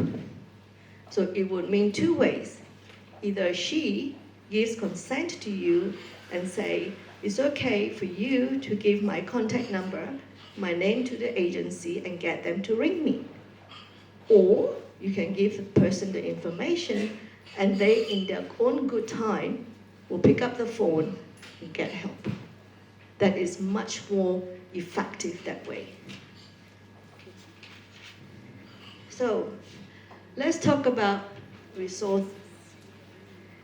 So I've done a bit of homework. So I put everything in the years that I've been supporting case managing women and men and kids.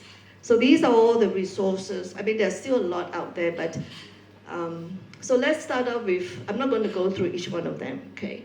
I find 1-800 is fantastic because there's so much information.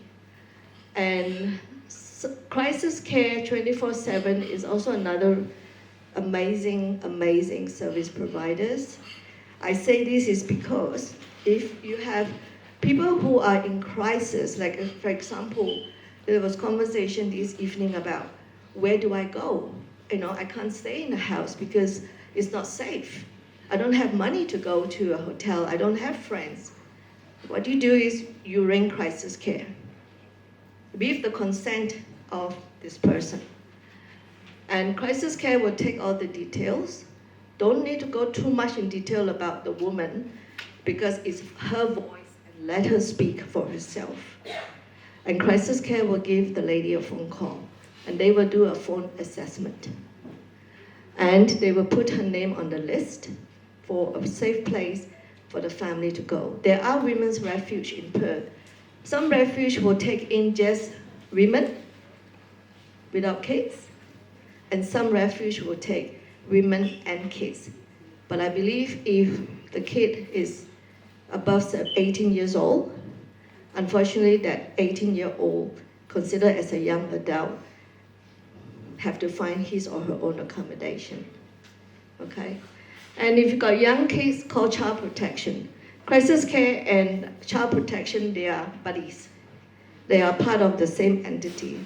So they will do the full assessment and they will put the whole family into a safe place and they will find maybe a refuge, and in the refuge they will have support workers who will case manage this family. And so some of these are basically specialized in multicultural, like Ethnic Communities Council, where I come from, Isha, Multicultural Women's Advocacy Services, NWAS, has been around for years, and I was working for NWAS before. So these are all these resources. And another final is the National Support Services. So these are the lists that you can take a picture and snap it. Okay, so hopefully all these resources would be some help to some people here. And even if it's not for you, take the photo and keep it on your phone, and you might have friends, colleagues, whoever, just look up through Google, find out more about what they do. Okay? Okay, thank you so much for your time.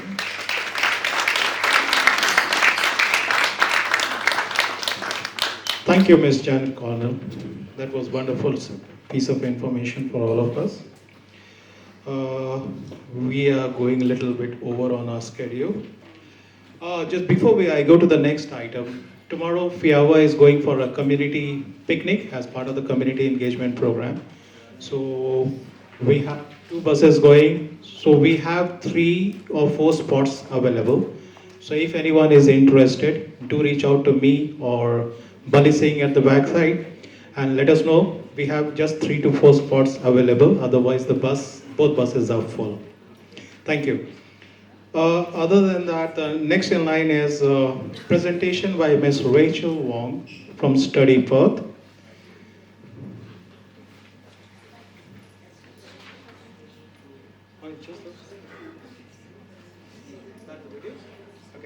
I think it's more of a video that she has sent to us. So can we play the video?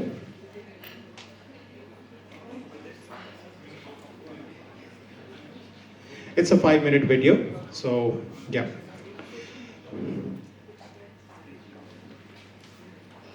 Good evening, everyone. I'm Rachel from Study Perth. I'm the customer service officer here, and I look after this one.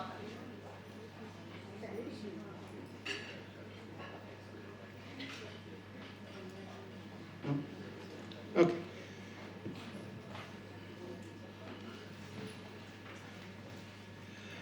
Jasmine, can you please come?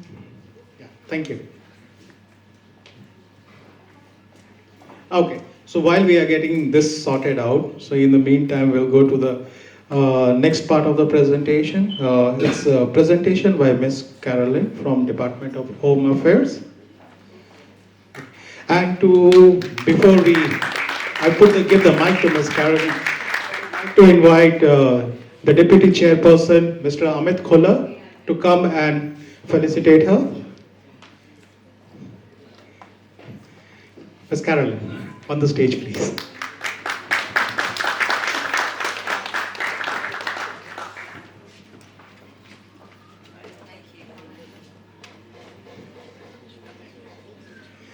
Thank you, Amit. Thank you.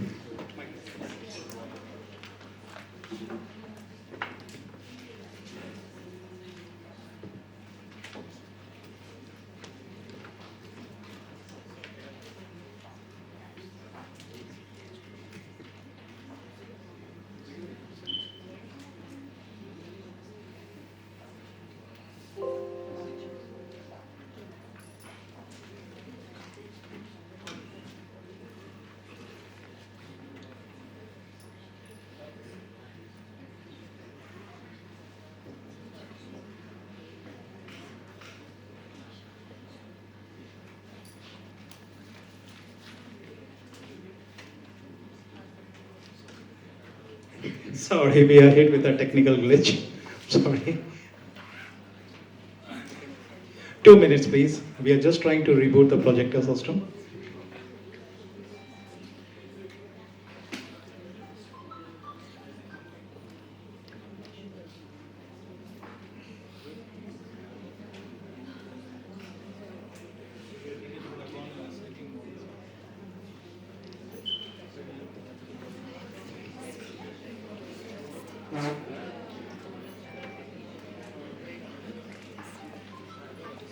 Sorry, sorry, Caroline. Yeah. We didn't anticipate this glitch. Oh, thank you. Thank you.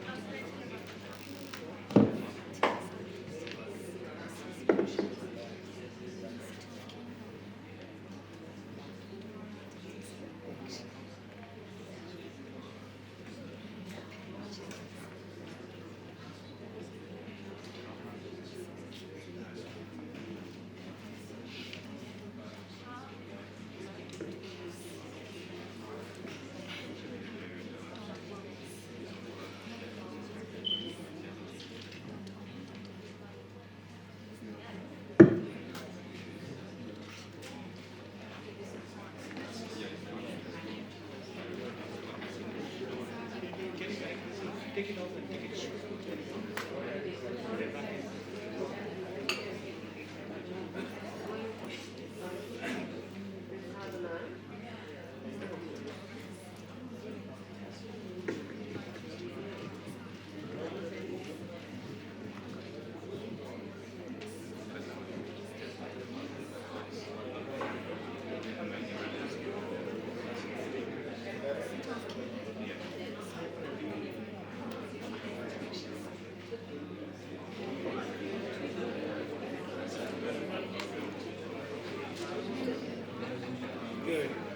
Okay, now we have. Sorry for the glitch, guys. Thank you.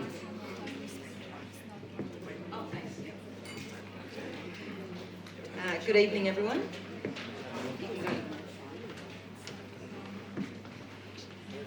The Department of Home Affairs and the Australian Border Force acknowledge the traditional custodians of the land on which we meet today, and of course the Whadjuk Noongar people here in Perth and their continuing connection to land, sea and community.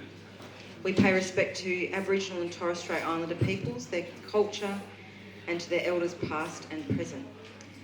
Good evening, dignitaries, leaders and guests here tonight, and I want to thank Mr. Ipe, Ms. Sanal, Atul and Mr. Bali Singh for inviting me here today. I'm very humbled. I know I'm the last speaker and I know that you're all keen to have some dinner. I'm going to keep this as concise as I can, recognising that it's a really important topic. I have about 7 slides, but I'll go through them as quickly. So I work in the Domestic and Family Violence Visa Support Team with Home Affairs. You might know us as the Department of Immigration. Our team complements the Department of Social Services temporary visa holders experiencing violence pilot program by providing further support for temporary visa holders experiencing domestic and family violence. Our team provides a centralised point of contact on visas for the DSS pilot and DFV service providers. We directly case manage clients so they don't feel compelled to remain in situations due to their visa status. and we're gathering a body of evidence for our policymakers to try and make some real reform in this space. As Mr. Ite mentioned earlier, the DSS pilot involves the Australian Red Cross, who administer $3,000 to temporary visa holders in this space. And we also directly liaise and deal and work with Circle Green, Community Legal and Legal Aid WA. The next slide is just an excerpt from our website. This is translated, obviously, as you would know, into Hindi.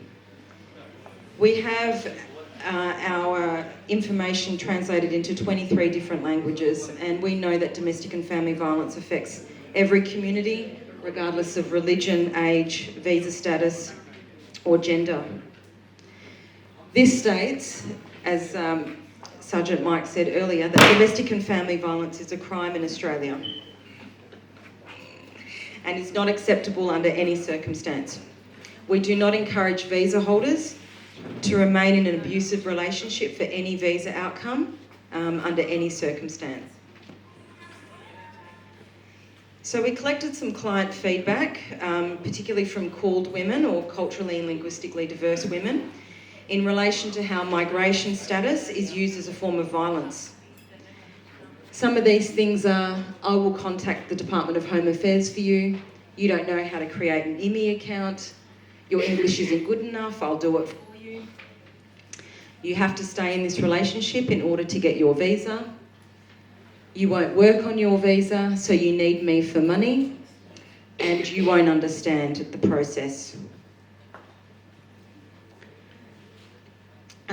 Just before I get to this page, our team in particular, and the department is slowly getting there, but our team understand that there is an inherent power balance when it comes to the migration status of victim survivors. If a victim survivor is being supported by an Australian citizen or Australian permanent resident, they do feel compelled to stay in those relationships, and we're seeing that all the time. We're also seeing it particularly with temporary visa holders who are dependent on a student visa or a skilled visa, a temporary skilled visa, and they're reliant on their partner for support. So how do we help? How does our team get involved? So we seek to assist clients in any way we can. So some of these examples practically are escalating a client's application for visa processing. We will advocate on behalf of a client with the relevant visa processing team. So for example, Mr. Ite mentioned earlier that some visa holders are getting their visas cancelled. So our team would step in and advocate for the client with the cancellations team to either give the client a little bit more time to look at other visa options or to access her documents. Things like that. It's very practical help. You can email us directly, just with the previous slide, you can email us directly. Clients can email us directly, or service providers. I'll add here that we can also answer questions about IMI account. So for those that don't know, IMI account is our system where you apply for visas through IMI account, and some victim survivors don't know how to separate their IMI account from the perpetrators, so we can help assist there. We can help clients know what visas they have, what visa options they have, when their visas expire, assisting them with how to access their documents, because the perpetrator will have their documents. We're really a catch-all, and what our team try and say is just email us if you're concerned or you have any questions in this space. And if we can't help you, then we're going to direct you to someone that can.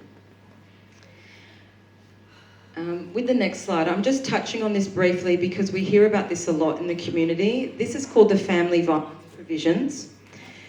Basically, if you or a client is on a partner visa and they are a dependent on a partner visa, an 820, a 309 or a prospective marriage 300, and they are in a genuine relationship and are experiencing domestic and family violence, they can apply to remain in Australia regardless of the sponsor, under what we call the family violence provisions under the Migration Act.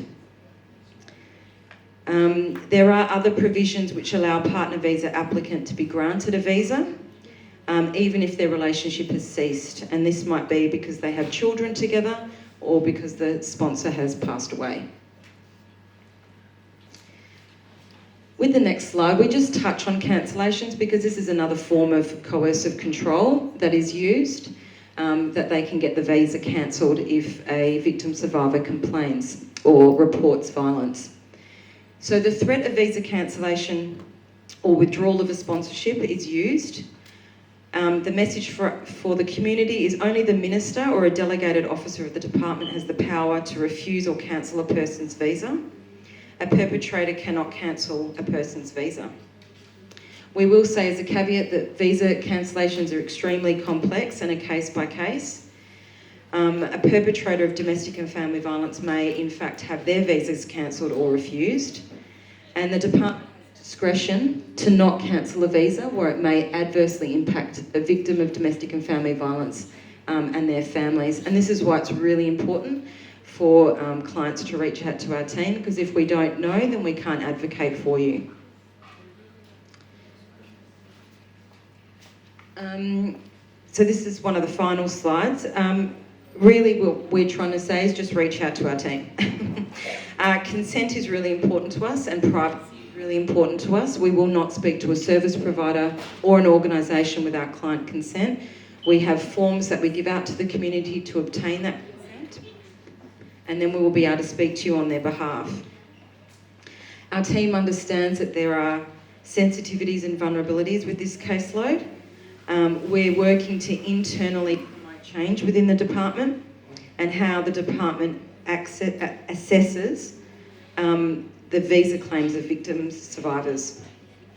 We're always interested in hearing stakeholder feedback as well, so we can feed into our policy areas, as I mentioned before. And we also have a newsletter that we provide the community or stakeholders with relevant visa updates as well. And if you want to be on that newsletter, you can also let us know.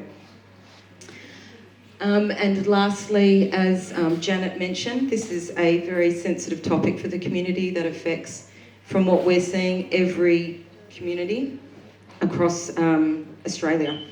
I'm the only dedicated officer in WA, but we have a dedicated visa officer in every state. So if you do email our mailbox, you will get at least one of us. We're not 24/7. But we endeavour to answer all questions within 2 to 3 business days. So just reach out to our team with any questions or any help that you may need. Thank you.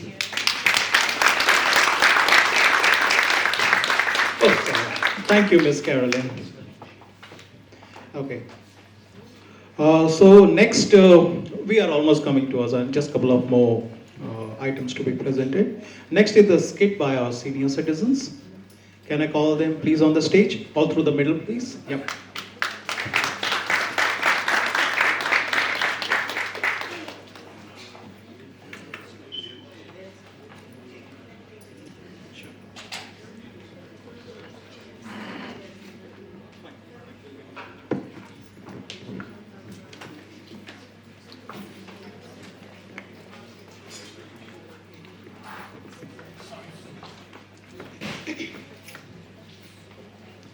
Namaste everyone. As you know, everyone have a right to be treated with respect and dignity and have a right to live free of abuse. Today, we are creating awareness regarding domestic abuse, and we at Sanskriti Seniors of WA want to bring your attention to elder abuse and another form of domestic abuse, which happens very frequently right under our noses in our own homes. So, what is elder abuse? Elder abuse is an act or lack of action that causes harm or distress to an older person. It is often carried out by someone who older person trusts, including a family member or friend. The most common types of elder abuses are financial abuse, psychological and emotional abuse, neglect, physical and sexual abuse, and social abuse. Now, our seniors are going to present a small skit showing how it can happen and what you as community or friend or just as a person can get help for the sufferer. Our skit is prepared by our Sanskriti's talented member Lala Jha and acted by our members Uma Kale as mother, Sharad Sharma as a son, Laila Jha as a daughter-in-law, Sanskriti coordinator as usual Rashri Malviya, and as a counselor, our own Sanskriti member, multi-talented Mr. Atul Garg. Hope you will take something home from this skit and help someone in need. Let's have a look.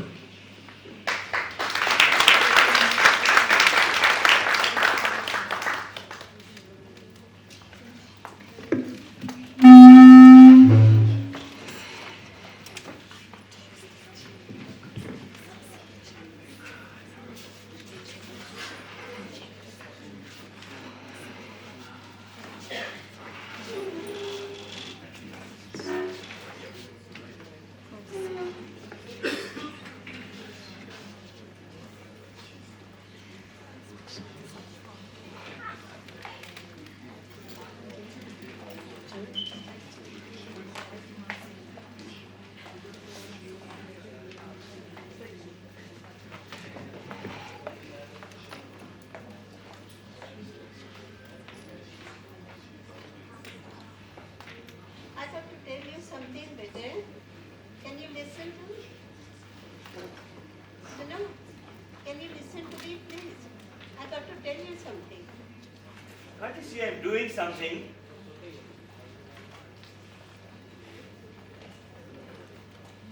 थोड़ी देर के कुछ तो सुनो. Bloody idiot! How many times have I told you not to keep this there? It really hurts. I can't walk without it. I had to have this. Pretty? Keep your mouth shut. You're always complaining. बेटे कैसी बात कर रहे हो? Ew! Something stinks. Have you worn your sanitary pad today? You're just stinking up the place. I think I forgot. Disgusting.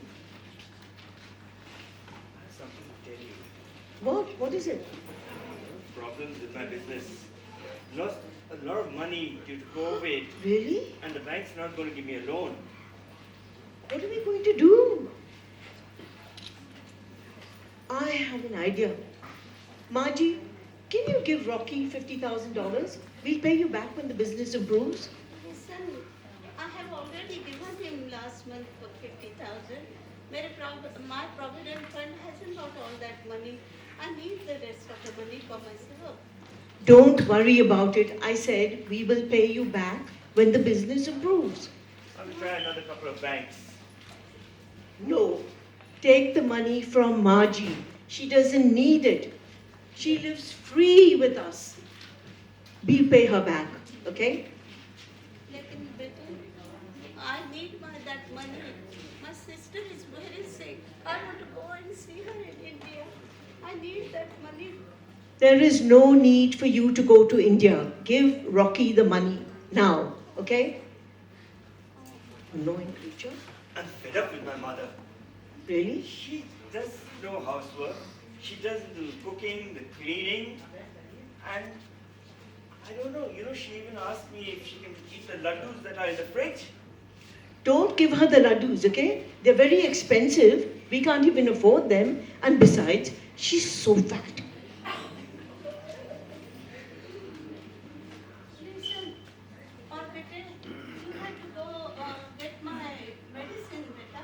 It's been long time. Why are you troubling him? He's got enough on his plate.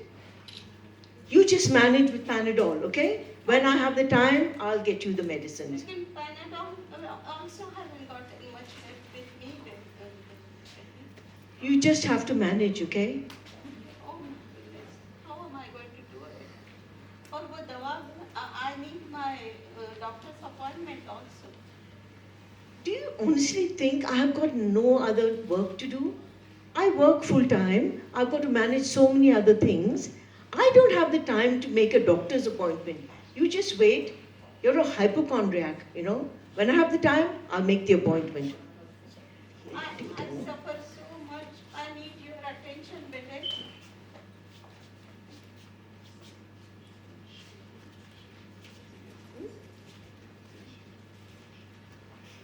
Yeah, we made a big mistake by getting your mother here. You know, we should have left her in India. We'd have no privacy at all. Yeah, we should just put her in an old people's home in India. It's so difficult. I never realized it's going to be so tough having her here. You're right. We don't have any privacy. Can you not find a place that we can send her away to on weekends? Then we can spend quality time together? Do something. I think I have an idea. Okay. I'll bring up FIAWA. Good idea. I know someone there. Okay. Hello हाँ बली सिंह बोल रहे हैं बली सिंह सत श्री अकाल बली सिंह ये Rocky बोल रहा हूँ you remember we met over there Bali Singh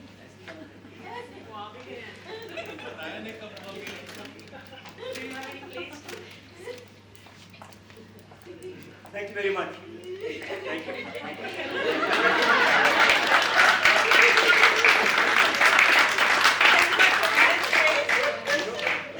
I think I found something. What's it? And thank God tomorrow is Sunday, we can take her there. Where? Just wait. That'll be We've fantastic. got a place. And we can go out to lunch then. You. That's right. Okay. But get ready tomorrow morning. Be ready by 10 o'clock. We are going somewhere. Where are you going, Beta? We are going somewhere. We are going somewhere.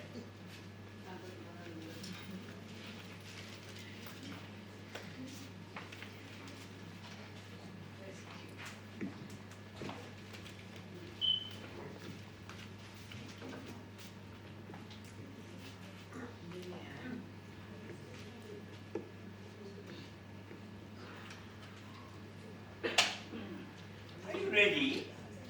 ऐसे जा रही हो? It's all right, better. Doesn't look so Come on. bad. We are going to Sanskriti Seniors of Western Australia. यही ठीक है, बेटा. मेरे से चलो आप छोड़ो चलो छोड़ो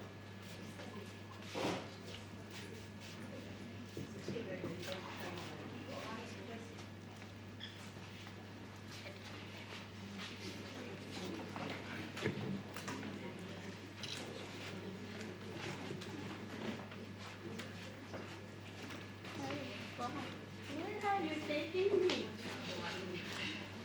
Which one of you? I don't want to I'm go. looking for Sanskrit seniors. I don't want to go. I'm looking for Sanskrit seniors. Who's coordinator? I'm the coordinator. I brought my mother here. Oh, aunty ji नमस्ते नमस्ते आइए आइए When can I pick her up? It's 1 o'clock. I'll come at 1 o'clock. नहीं जरूर आना बेटे 1 बजे आइए आइए aunty come at 1 o'clock. Don't be late. Aunty आप यहाँ बैठिए आइए आइए आइए तो हाँ आप बैठिए देखो देखो आज कौन आया है हमारे यहाँ आंटी आई है आंटी जी आंटी जी आप कहाँ से आए हो देखो देखो भाई अपना जरा इंट्रोडक्शन करो आप कैसी हैं ठीक है ना मेरा नाम प्रभा है लेकिन यहाँ बहू बेटे के पास आई हूँ आप बड़ी दुखी लग रही हैं सब ठीक तो है ना I don't know. अच्छा अच्छा ऐसा करिए आप लोग अपना काम करिए मैं जरा इनसे अलग से बात करती हूँ हाँ? इधर आ जाइए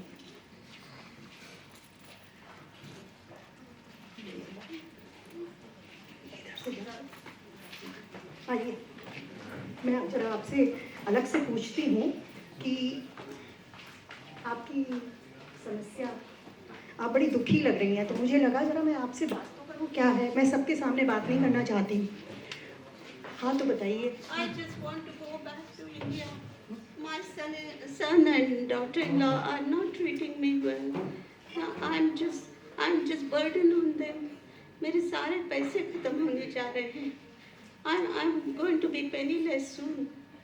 Do you want any help? ये बेटे कौन है? Who is going to help? आपकी किस्मत अच्छी है you are very lucky today advocate से हमारे कम्युनिटी काउंसिलर आ रहे हैं और आप उनसे ज़रूर बात करिए वो आपको हेल्प करेंगे What will he do? I don't know. He will आप चिंता नहीं करिए, अभी आ रहे हैं, आप चिंता नहीं करिए। देखिए देखिए वो आ गए हैं, बिल्कुल आपको हेल्प करेंगे, आप जरा सुनिएगा। बैठे रहिए, बैठे रहिए, आप बैठे रहिए। हाँ, नमस्ते काउंसलर जी। हाँ, ये हमारा एल्डर अब्यूज़ का केस आया है and she really wants help, तो please can you help her?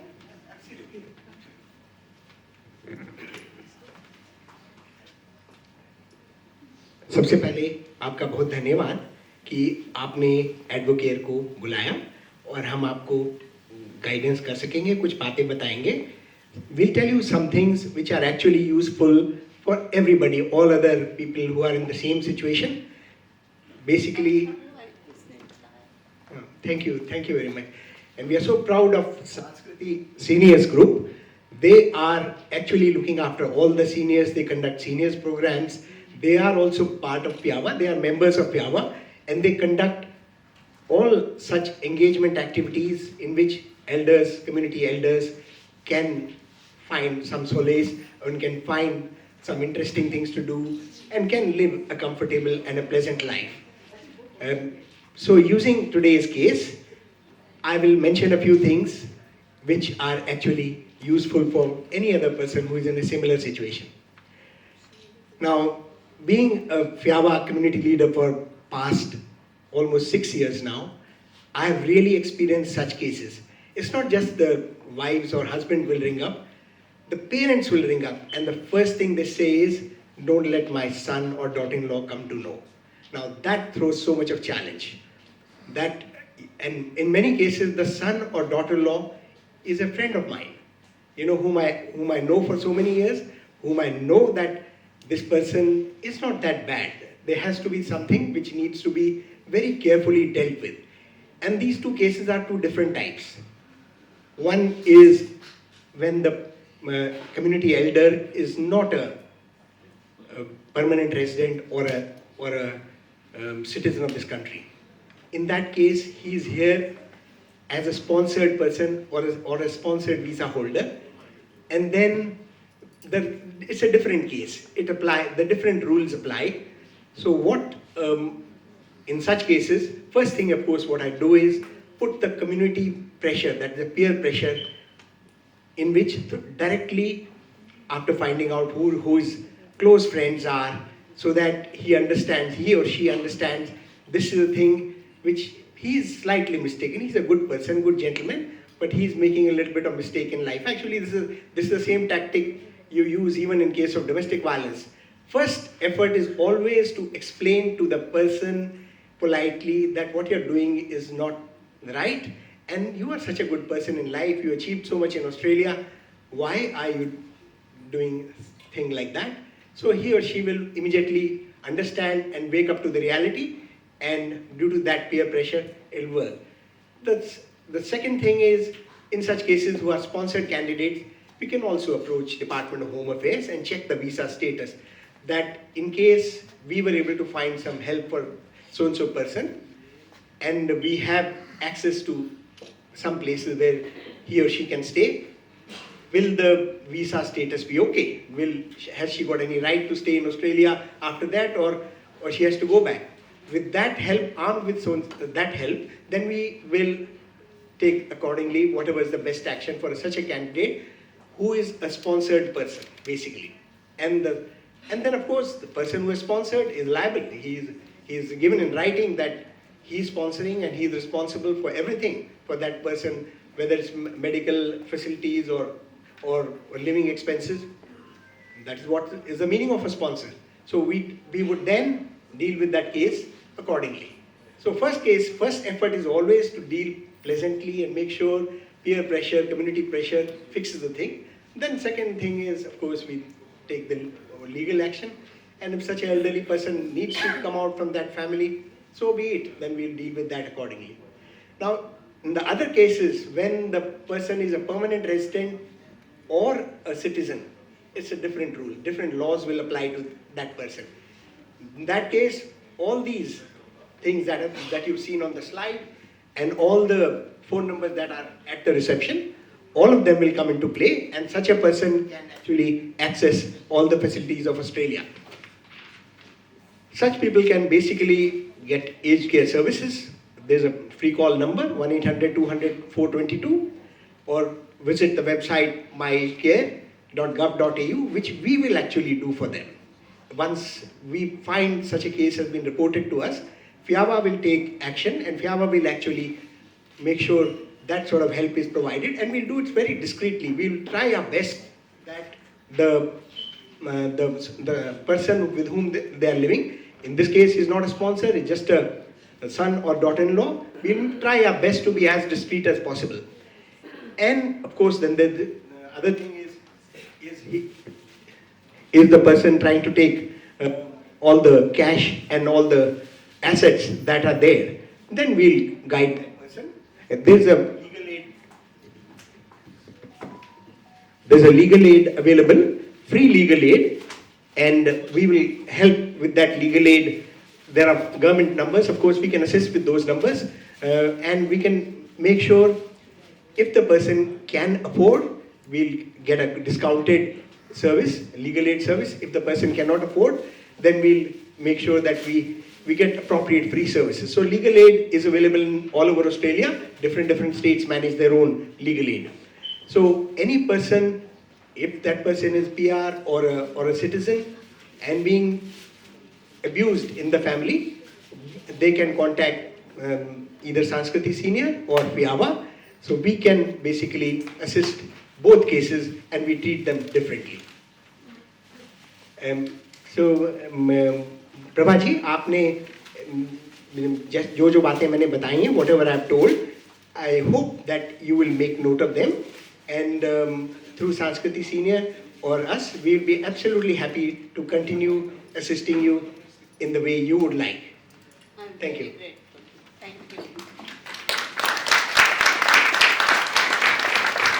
Thank you, Sanskriti Seniors Group, and thank you very much, Atulji. We have just a couple of more programs. We'll try to run through that quickly. Thank you very much. Give them a big round of applause. I think many times action speaks louder than the word, and I think performance is the best way of passing on the information.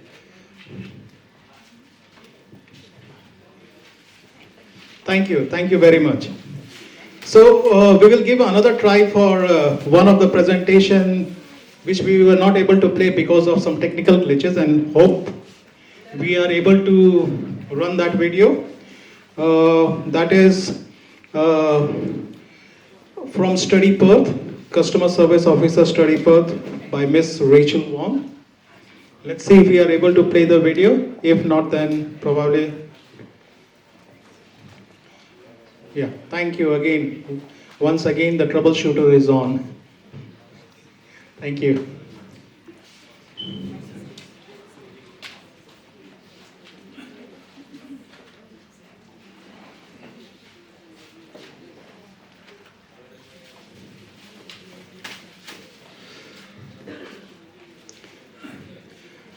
If we are able to play this video, this will be a 5 minutes video. And after this, we have a few felicitations to some of our counselors and some of the presidents from different international bodies.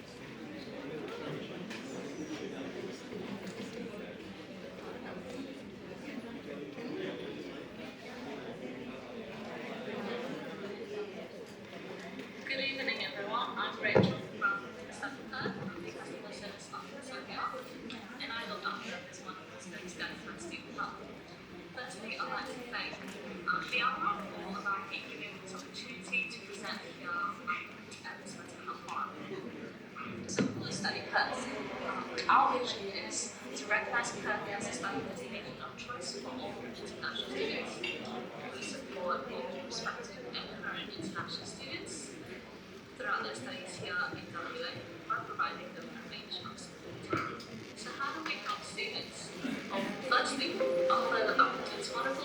hub located at 555 Wellington Street, located in the heart of the city. And this hub is open 7 days a week, 9 a.m. to 7 p.m. on the weekdays, and 10 a.m. to 6 p.m. on the weekends. This student hub is a safe space for all international students to walk in anytime you like and access our free support services, to access our free facilities here in this hub, and to simply to study, relax, and enjoy your time here.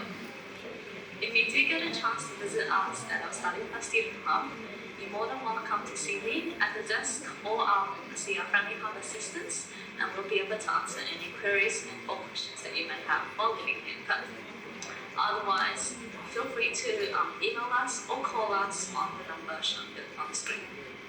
The Study Plus Student Hub has a range of free facilities for all students to access and use for free, such as free Wi-Fi, printing, complimentary hot chocolate, tea, coffee, as well as plenty of fun activities such as video games and board games, study groups, and computers to use.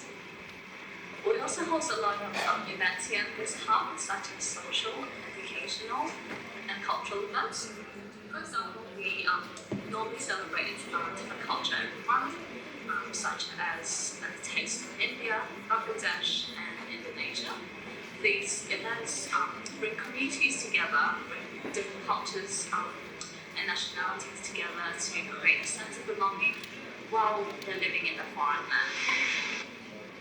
We know that mental health is an existing issue in society today.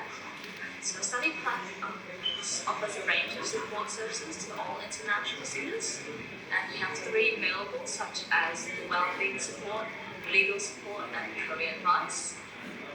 The aim of the support services is to connect students with qualified professionals to be able to offer guidance, practical support, and lead them in the right direction. So the first support service that we offer is our wellness support. So students can undertake a free counselling session delivered by Multicultural Services Centre of WA.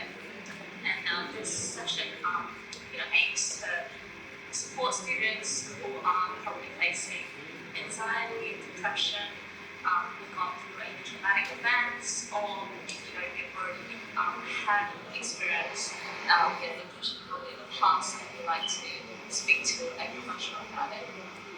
Now, just to make note of that, considering that students are living in a foreign land, you can undertake this session in your own native language. So there could be an interpreter there, or the counselor may be able to speak in the same language as yours. So the second support services is outpatient support. So we have an online platform called FIAWA, and this online platform helps students to answer any commonly asked questions regarding the laws in Australia. And this can be related to private disputes or health policy issues, or vehicle insurance, and anything. Other than we also offer an in-person support. So this is provided by the Suburbs Community Legal Centre, and you can book in a one-to-one session if you feel like you need to speak to a person who will be able to advise you the options available and the process and the next steps to take. So besides the well-being and people support, and also offers career advice through our online platform called Prosper. So Prosper is an employability portal which has career development tools such as resume checklists and interview assessment tools. Besides that, it also has valuable content and the latest jobs opportunities out there. Now, if you want to speak to a career advisor, that can be done through Multicultural Services Centre of WA. You can book in a free one-to-one session with them by simply calling them or emailing them. And this information can be found on our website. Now, I'd like to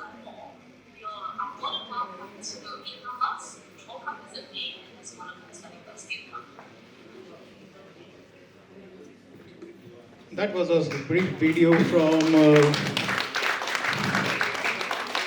Miss Rachel Wong, Study Perth. Okay, with this now we have one couple of other items are left, but we'll keep it short. Now, can I invite Mahrukh ji, Sonal ji, and Sai ji to come on stage? Now, I will request them to felicitate some of the councillors and the presidents from the different international organizations that have come and joined our event. Thank you. Okay, so can I invite Councillor David Good, please, on the stage, please?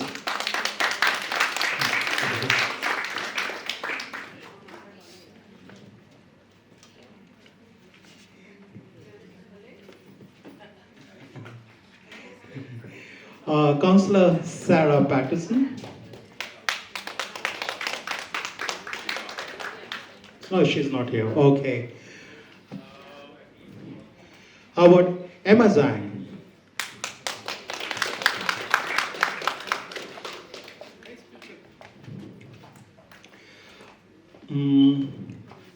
Okay. Miss Gauri Thani Singham from Community Development Officer from Hillview Intercultural Community Center, City of Canning.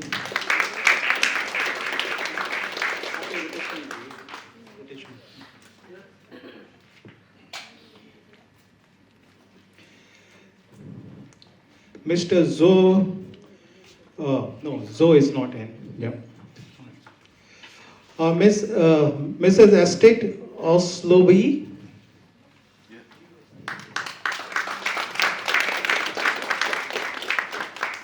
Did I get your name properly?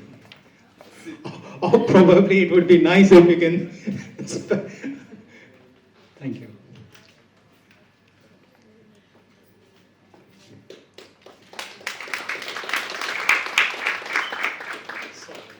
How do you say your name?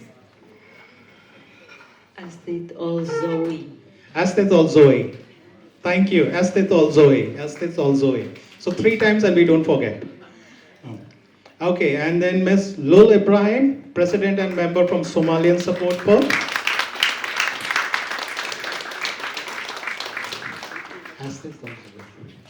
Thank you. Ms. Mamta Kocher, President United in Diversity WA.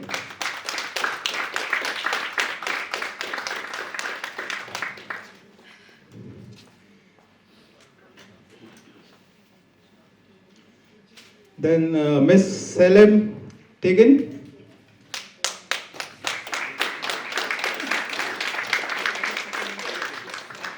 Selem Tegan.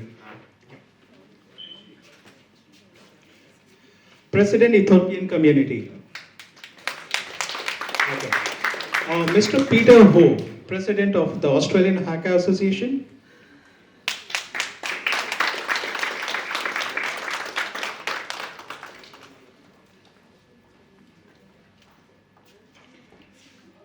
Mr. Utsai, Nepali Associations of WA.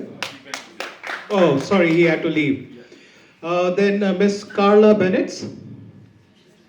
Oh, she too has left. Okay. Miss Felicia. She's President, Women's World Stage.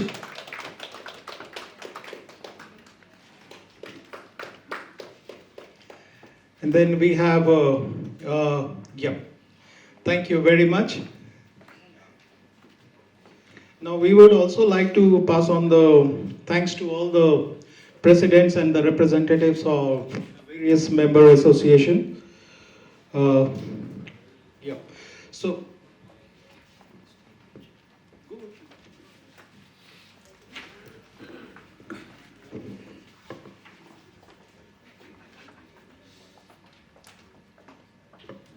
Aibji, Atulji, please come on the stage.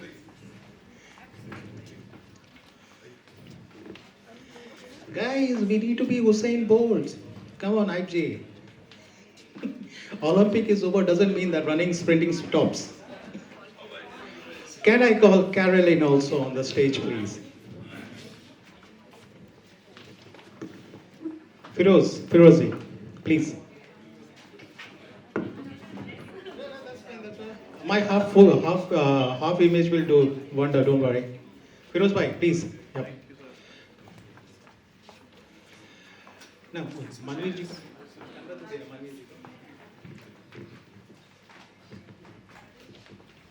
Amit, नहीं, Amit जी, आइए. Please quickly.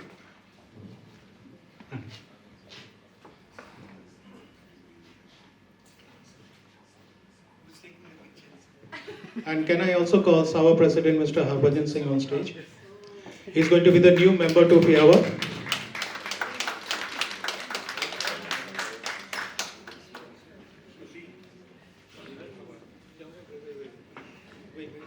Sorry, I think there are a couple of pages where we have mixed a few things. Sorry about that. Okay.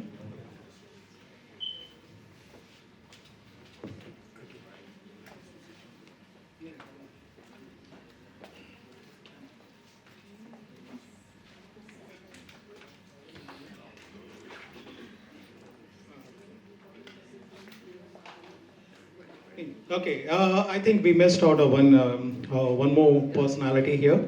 Mr. Ahmed Fauzi Abdullah from Malaya Association. Oh, he has been the troubleshooter for us in the evening, and how can we miss such an important person without whom our event would not have been successfully concluded? First of all, apologies for missing his name out. I think there were a couple of pages where we had the names printed, and apologies for that. Thank you. Please, let's have a group photograph.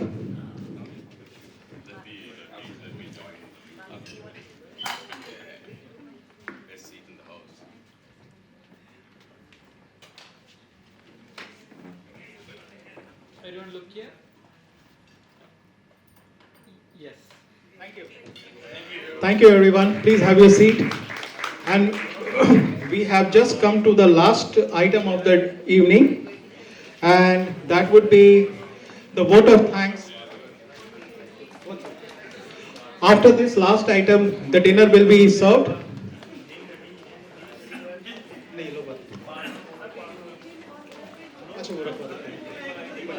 Okay, fine. Before we have a vote of thanks, I think I'm not justice to the MC part today. So I'm just trying to do some improvisation to my MC part. So we have an open forum also where discussions, questions, and So I would like to invite Councillor David Good and would request him to share his views and ideas about today's evening and around the domestic violence and mental awareness program. Thank you, Dave. Thank you very much and a very good evening. I will be very, very brief because you've had lots of presentations and lots of discussions, etc. So I'll just come straight to the point. You all know the definitions of domestic violence. You've seen the presentations, you've seen everything. Where I come from, perhaps from a little different perspective, is a number of people in this room similarly qualified in terms of Atul Garg and Bali Singh in terms of being a Justice of the Peace. I'm into my 25th year as a Justice of the Peace and I've sat on the courts. When you sit on the courts, I don't do it anymore because the government changed the rules and that's fine. But when you sit on the courts, I was in the domestic violence court and also traffic courts. When you sit on the court, you actually get the applicant before you. When you get the applicant, the perspective I was going to say to you was, the court is keen to hear. I would sit with a fellow Justice of the Peace and I'd see and hear the person in front of me apply for a restraining order. First of all, we assess whether it was a family violence restraining order, or was it an ordinary violence restraining order, or whether it was a misconduct order. And under the powers that we have, under the court system, we'd listen to the story. I simply want to let you know that we were keen to hear. We heard every case. I would have heard probably in excess of 250 cases. Nothing surprises me ever, because every time I thought I knew something, wow, that happened. And I'll bring one case, I will tell you about one case before never get before you in dinner because you're all starving. Very simply, when they come before you, I had a grandmother seek a restraining order against her grandson. Grandson was 19 years old, she was 72 years old. I made the point, are you sure you definitely want a restraining order? This means you cannot make contact, and the grandson cannot make contact, period. No contact. Yes, I do. Why? He hurts me. I hear you loud and clear. He hurts you. What was the cause of it? 95% of the time, drugs/alcohol. That's the bottom line. What's caused the change of behaviour? The 19-year-old grandson was on the drugs. So I want to leave you that thought. We granted the restraining order. The grandmother said, I need to feel safe. What I'm saying to you is these restraining orders are meaningful. Use the gentleman in blue. Police, back them up. Report to your blue in the face, but the courts will listen because I know I've been there. I've spoken to many of the magistrates. I worked at the Central Law Courts and we want to always hear the case. So just feel reassured. Tell the case, go to the police, make the report, come to the courts, don't be afraid. Sunil, I love what you said earlier, so don't be afraid. Speak up, and I'll leave it at that. Thank you very much indeed. Good evening to you. Thank you, Councillor. Very good. Now, can I please invite Councillor Emma Zhang on stage, please.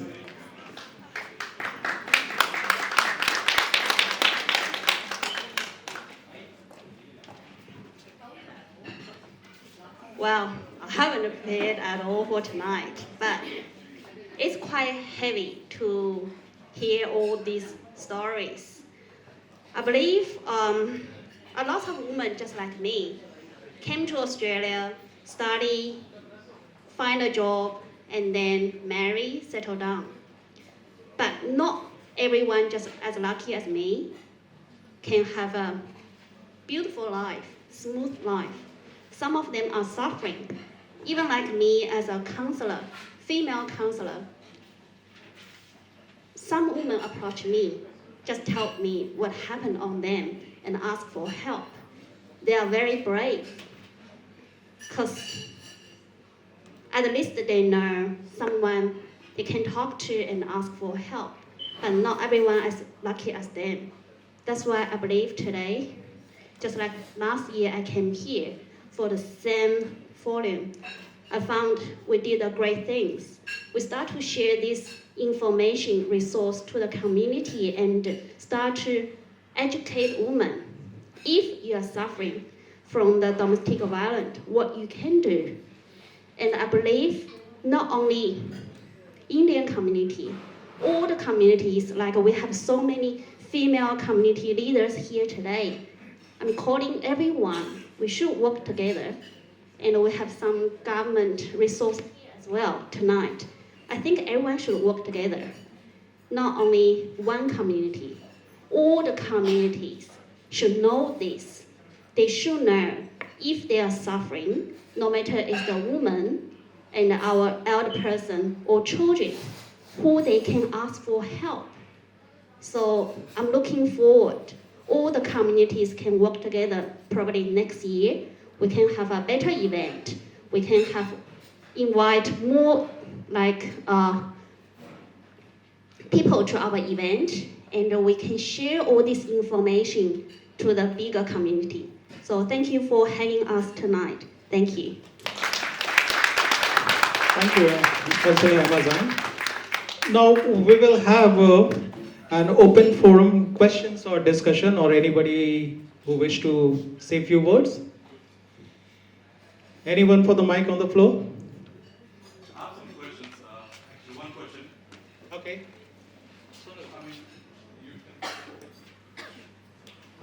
Yes, wonderful suggestion, Balliji. Come on the stage, please.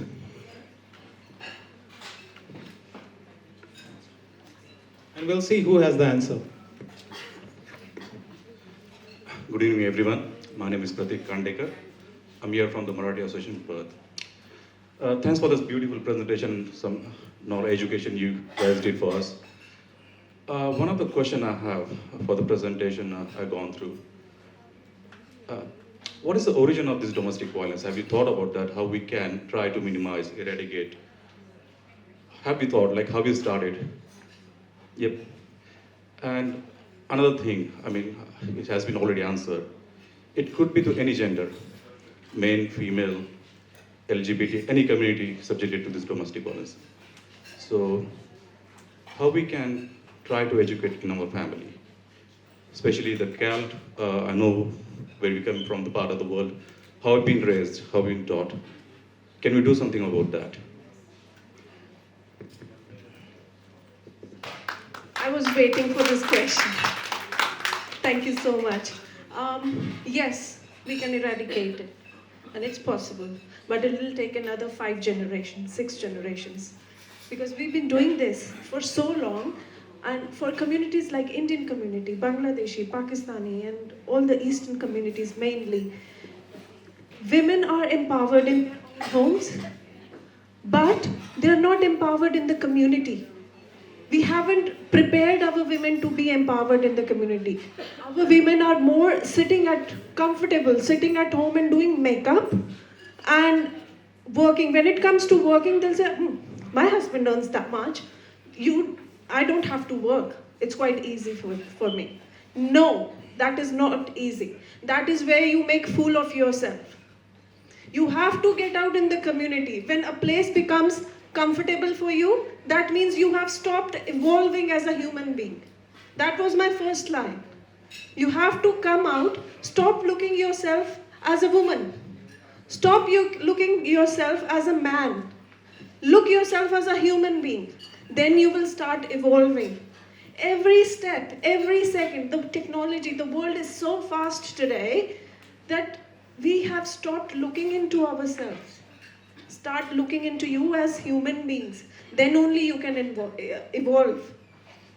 And you said we have been, like I was in year 3, since then we've been hearing, before that, women empowerment. It hasn't stopped till now. We are still fighting for women empowerment. Empowerment is within you. It will not come from outside. You cannot empower someone. Adam, if I take your son away from you, will you fight with me? Isn't it? You are already empowered to fight for your son. It's just we have to realize it. Women? Sorry, but as a community, are we subconsciously teaching our kids or people around? It is okay, men is spirit as women, subconsciously by maybe movies, in our stories. I don't take my son for any Bollywood movie. I have boycotted Bollywood movies myself. Okay, so movies are empowering. A lot of times the way we behave in our family. Are we subconsciously teaching our kids? Is it okay? Yes, we are. So can we work on that somehow? Yes, give your sons chores to do at home. Equal chores, give your son, if you are giving, pocket money to your son, equal pocket money to your daughter as well. Yes. Yes, charity always starts from home. Let's make it quick. It has to start from home. All the mothers have got to get together and think what they can do for their children, how they bring them up. Buying them clothes, taking them on a world tour, or putting them in a private school is not the criteria. Criteria is the one that every evening you teach your children how to respect others and how to respect elders and how to respect women. As a sisters, as a mother, as an auntie, and that is the first port of call. Unless our mothers don't get together to teach their children, it's never going to happen.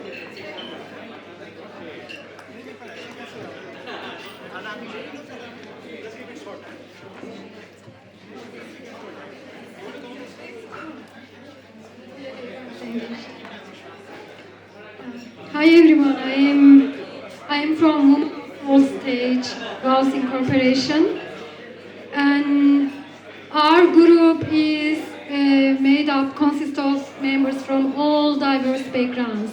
It is not particularly Indian community, it is not particularly Italian or any specific community, but it is a place for everyone. And we work with men too. My question is here, as being Indian association, or you might be the leader or leader of other communities, are you willing to work together to improve in this area, to empower the woman? Because we cannot work only within our own community. We need to work together between the communities, collectively and collaboratively. And my question is, are the communities are willing to work together rather than working only in their own communities? Second, some women are in the separation process. They are being threatened with their children by their partners. And when they follow the law and when they need to go to the process, they need to end up at the family court. And what is the process for them and where they can go to be heard if they are being threatened by their children will taken away from them?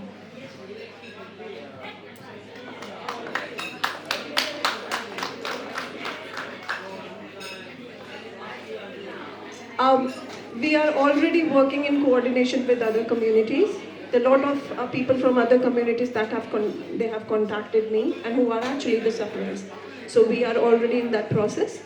Second, with threatening of the children, see, that's why with the politicians, that's where they come. You have to put that in your agenda, that any person with a criminal charge, any perpetrator with a criminal charge will not be given children at any cost, whether the children want to go or not, unless and until they are at the age of making their own decision. So that's how we can protect them. Thank you. I think we'll have to close this question open forum session because dinner is also being served. So we'll have one last item. So may I please invite Mr. Atul Garg, patron, for the vote of thanks. Now, FIAWA Charter Chairperson and patron Mr. Atul Garg. So some of his commendations, like he has been the commander in the Indian Navy. His 6 decorations include commendations, 4 medals, 2 of meritorious service and 2 war medals. Atul ji has a long history of community service, 25 years in Neighborhood Watch program, currently a board member in WA State Neighborhood Watch Board since 2017, member of Carers Advisory Council in 2011, president of Oz in Golf Club since 2008, promoter and fundraiser for Prostate Cancer Foundation of Australia since 2007, member of Winthrop Murdoch Community Group, Justice of Peace since 2004, past president of Hindu Association or WA, past presidents of Indian Society of Western Australia, founding treasurer of Hindi Samaj of Western Australia. Phew. Then the list goes on. Probably we need to write a small manual or a book for Mr. Atul Garg for his commendations. Over to you, Mr. Atul Garg.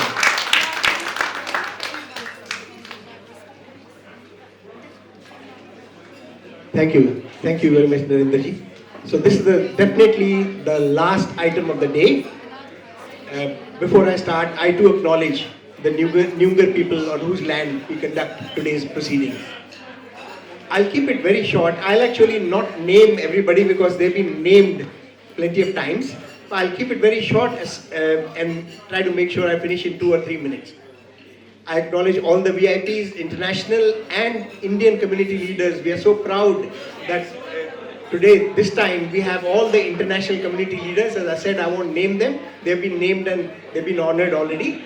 And it's my absolute honor and privilege to give this vote of thanks in your presence. That is in presence of the international Indian community leaders and so many distinguished guests that we have today.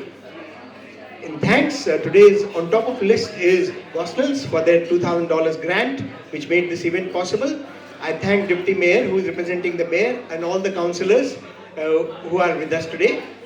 As a large majority of our people live in Gosnells, but we conduct our activities in the three councils, that is Canning, Melville and Gosnells, because most of the Indian community diaspora lives in these three councils. Rather, out of the 120,000, I would say 75% of the people live in these three councils. Next is, I want to say, rather congratulate IG, who is the chairperson of FIAWA, current chairperson of FIAWA.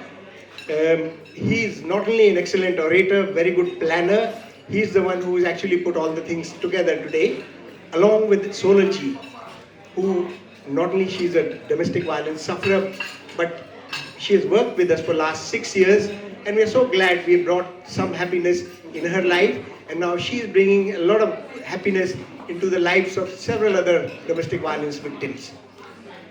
I'm also thankful to Balliji, who's at the drop of a pin, he is ready to go anywhere. Most of the times he's the first one to receive the call in whole Western Australia, but sometimes I do get the call first, then I contact Balliji, okay, whether it's prison or somewhere, wherever we have to go, or whether it's a police station or any department.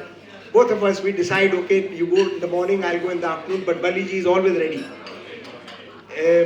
Now, also, IG and Balliji, they've worked together in putting this thing together in terms of inviting everybody. You would have all noticed one by one, so much effort has been put in to bring you here, because we are so proud that you all are here. But definitely, a lot of effort has gone into bringing you all. And of course now, performers of the play, the Sanskriti seniors, our seniors group. Last time they did a play on domestic violence where a husband and wife issues are going on. This time they've done it in a different domestic violence in which an elderly lady is abused, and they decided to make me a part of the play. Thank you very much. They are not just looking after the interests of the older people. They conduct activities, engage everyone. They make sure elders have some outlet in their daily lives. Next is Narendraji, the MC of today. Today, you would have seen the secretary of FIAWA. He's done his MCing for the first time. As he rightly said, the few things he still needs to brush up, but he did an excellent job. Thank you, Narendraji. Now I come to the guidance provided by our speakers today. Excellent speech by Lorna Harper, MLC, and the Deputy Mayor, and the WA Police, Ethnic Council, Study Purse, and Department of Home Affairs. Everybody did a great job today, and we are so proud that you were able to participate today. The owner of the restaurant, Randhir Bhai, you are just going to experience an outstanding dinner served by him. This is the 4th time we are doing this event, and definitely we are so glad that we are able to do it at this place. The food is definitely excellent. Finally, I thank all the sponsors of FIAWA. You can see their names on various banners. The sponsors of FIAWA are the people who give us additional money in addition to the grants that make all these events possible.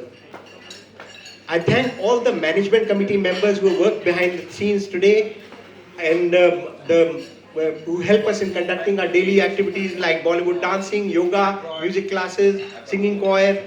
These are all free activities. For those community leaders who don't know, these activities are going on within the 3 councils, and they are absolutely free. Anybody can come and learn a piano or a guitar or learn how to sing. We conduct all these things very scientifically through paid teachers. Of course, we have backup teachers who are community members, but we do the free teaching through experts and who are paid teachers. I also now thank the community leaders who are here, particularly the SAWA president who is here, Harbhajan ji, who is here for the first time with us. So I'm so glad the new president is here with us today. The Haryanvi president, the Marathi president, and the Sanskriti president. I'm so glad that with all the community leaders who have heard us, who have found out various things that we do, you will be able to propagate within your communities. Lastly, I thank you all for being here, because it's you all who have made this event possible, and without you, there's no fun, there's no event at all, there's no domestic violence forum without you all. I thank everybody, all the entire audience. Thanks a lot, and God bless. With this, we conclude the proceedings of the evening. May I request everyone to please go and join us for dinner. Thank you. The mic is still on while you are having the dinner. Those are proceedings we have concluded, but if anybody wants to sing a song or share some ideas, views, anything, mic is on the floor. Anybody. But first, please join us for the dinner. Thank you.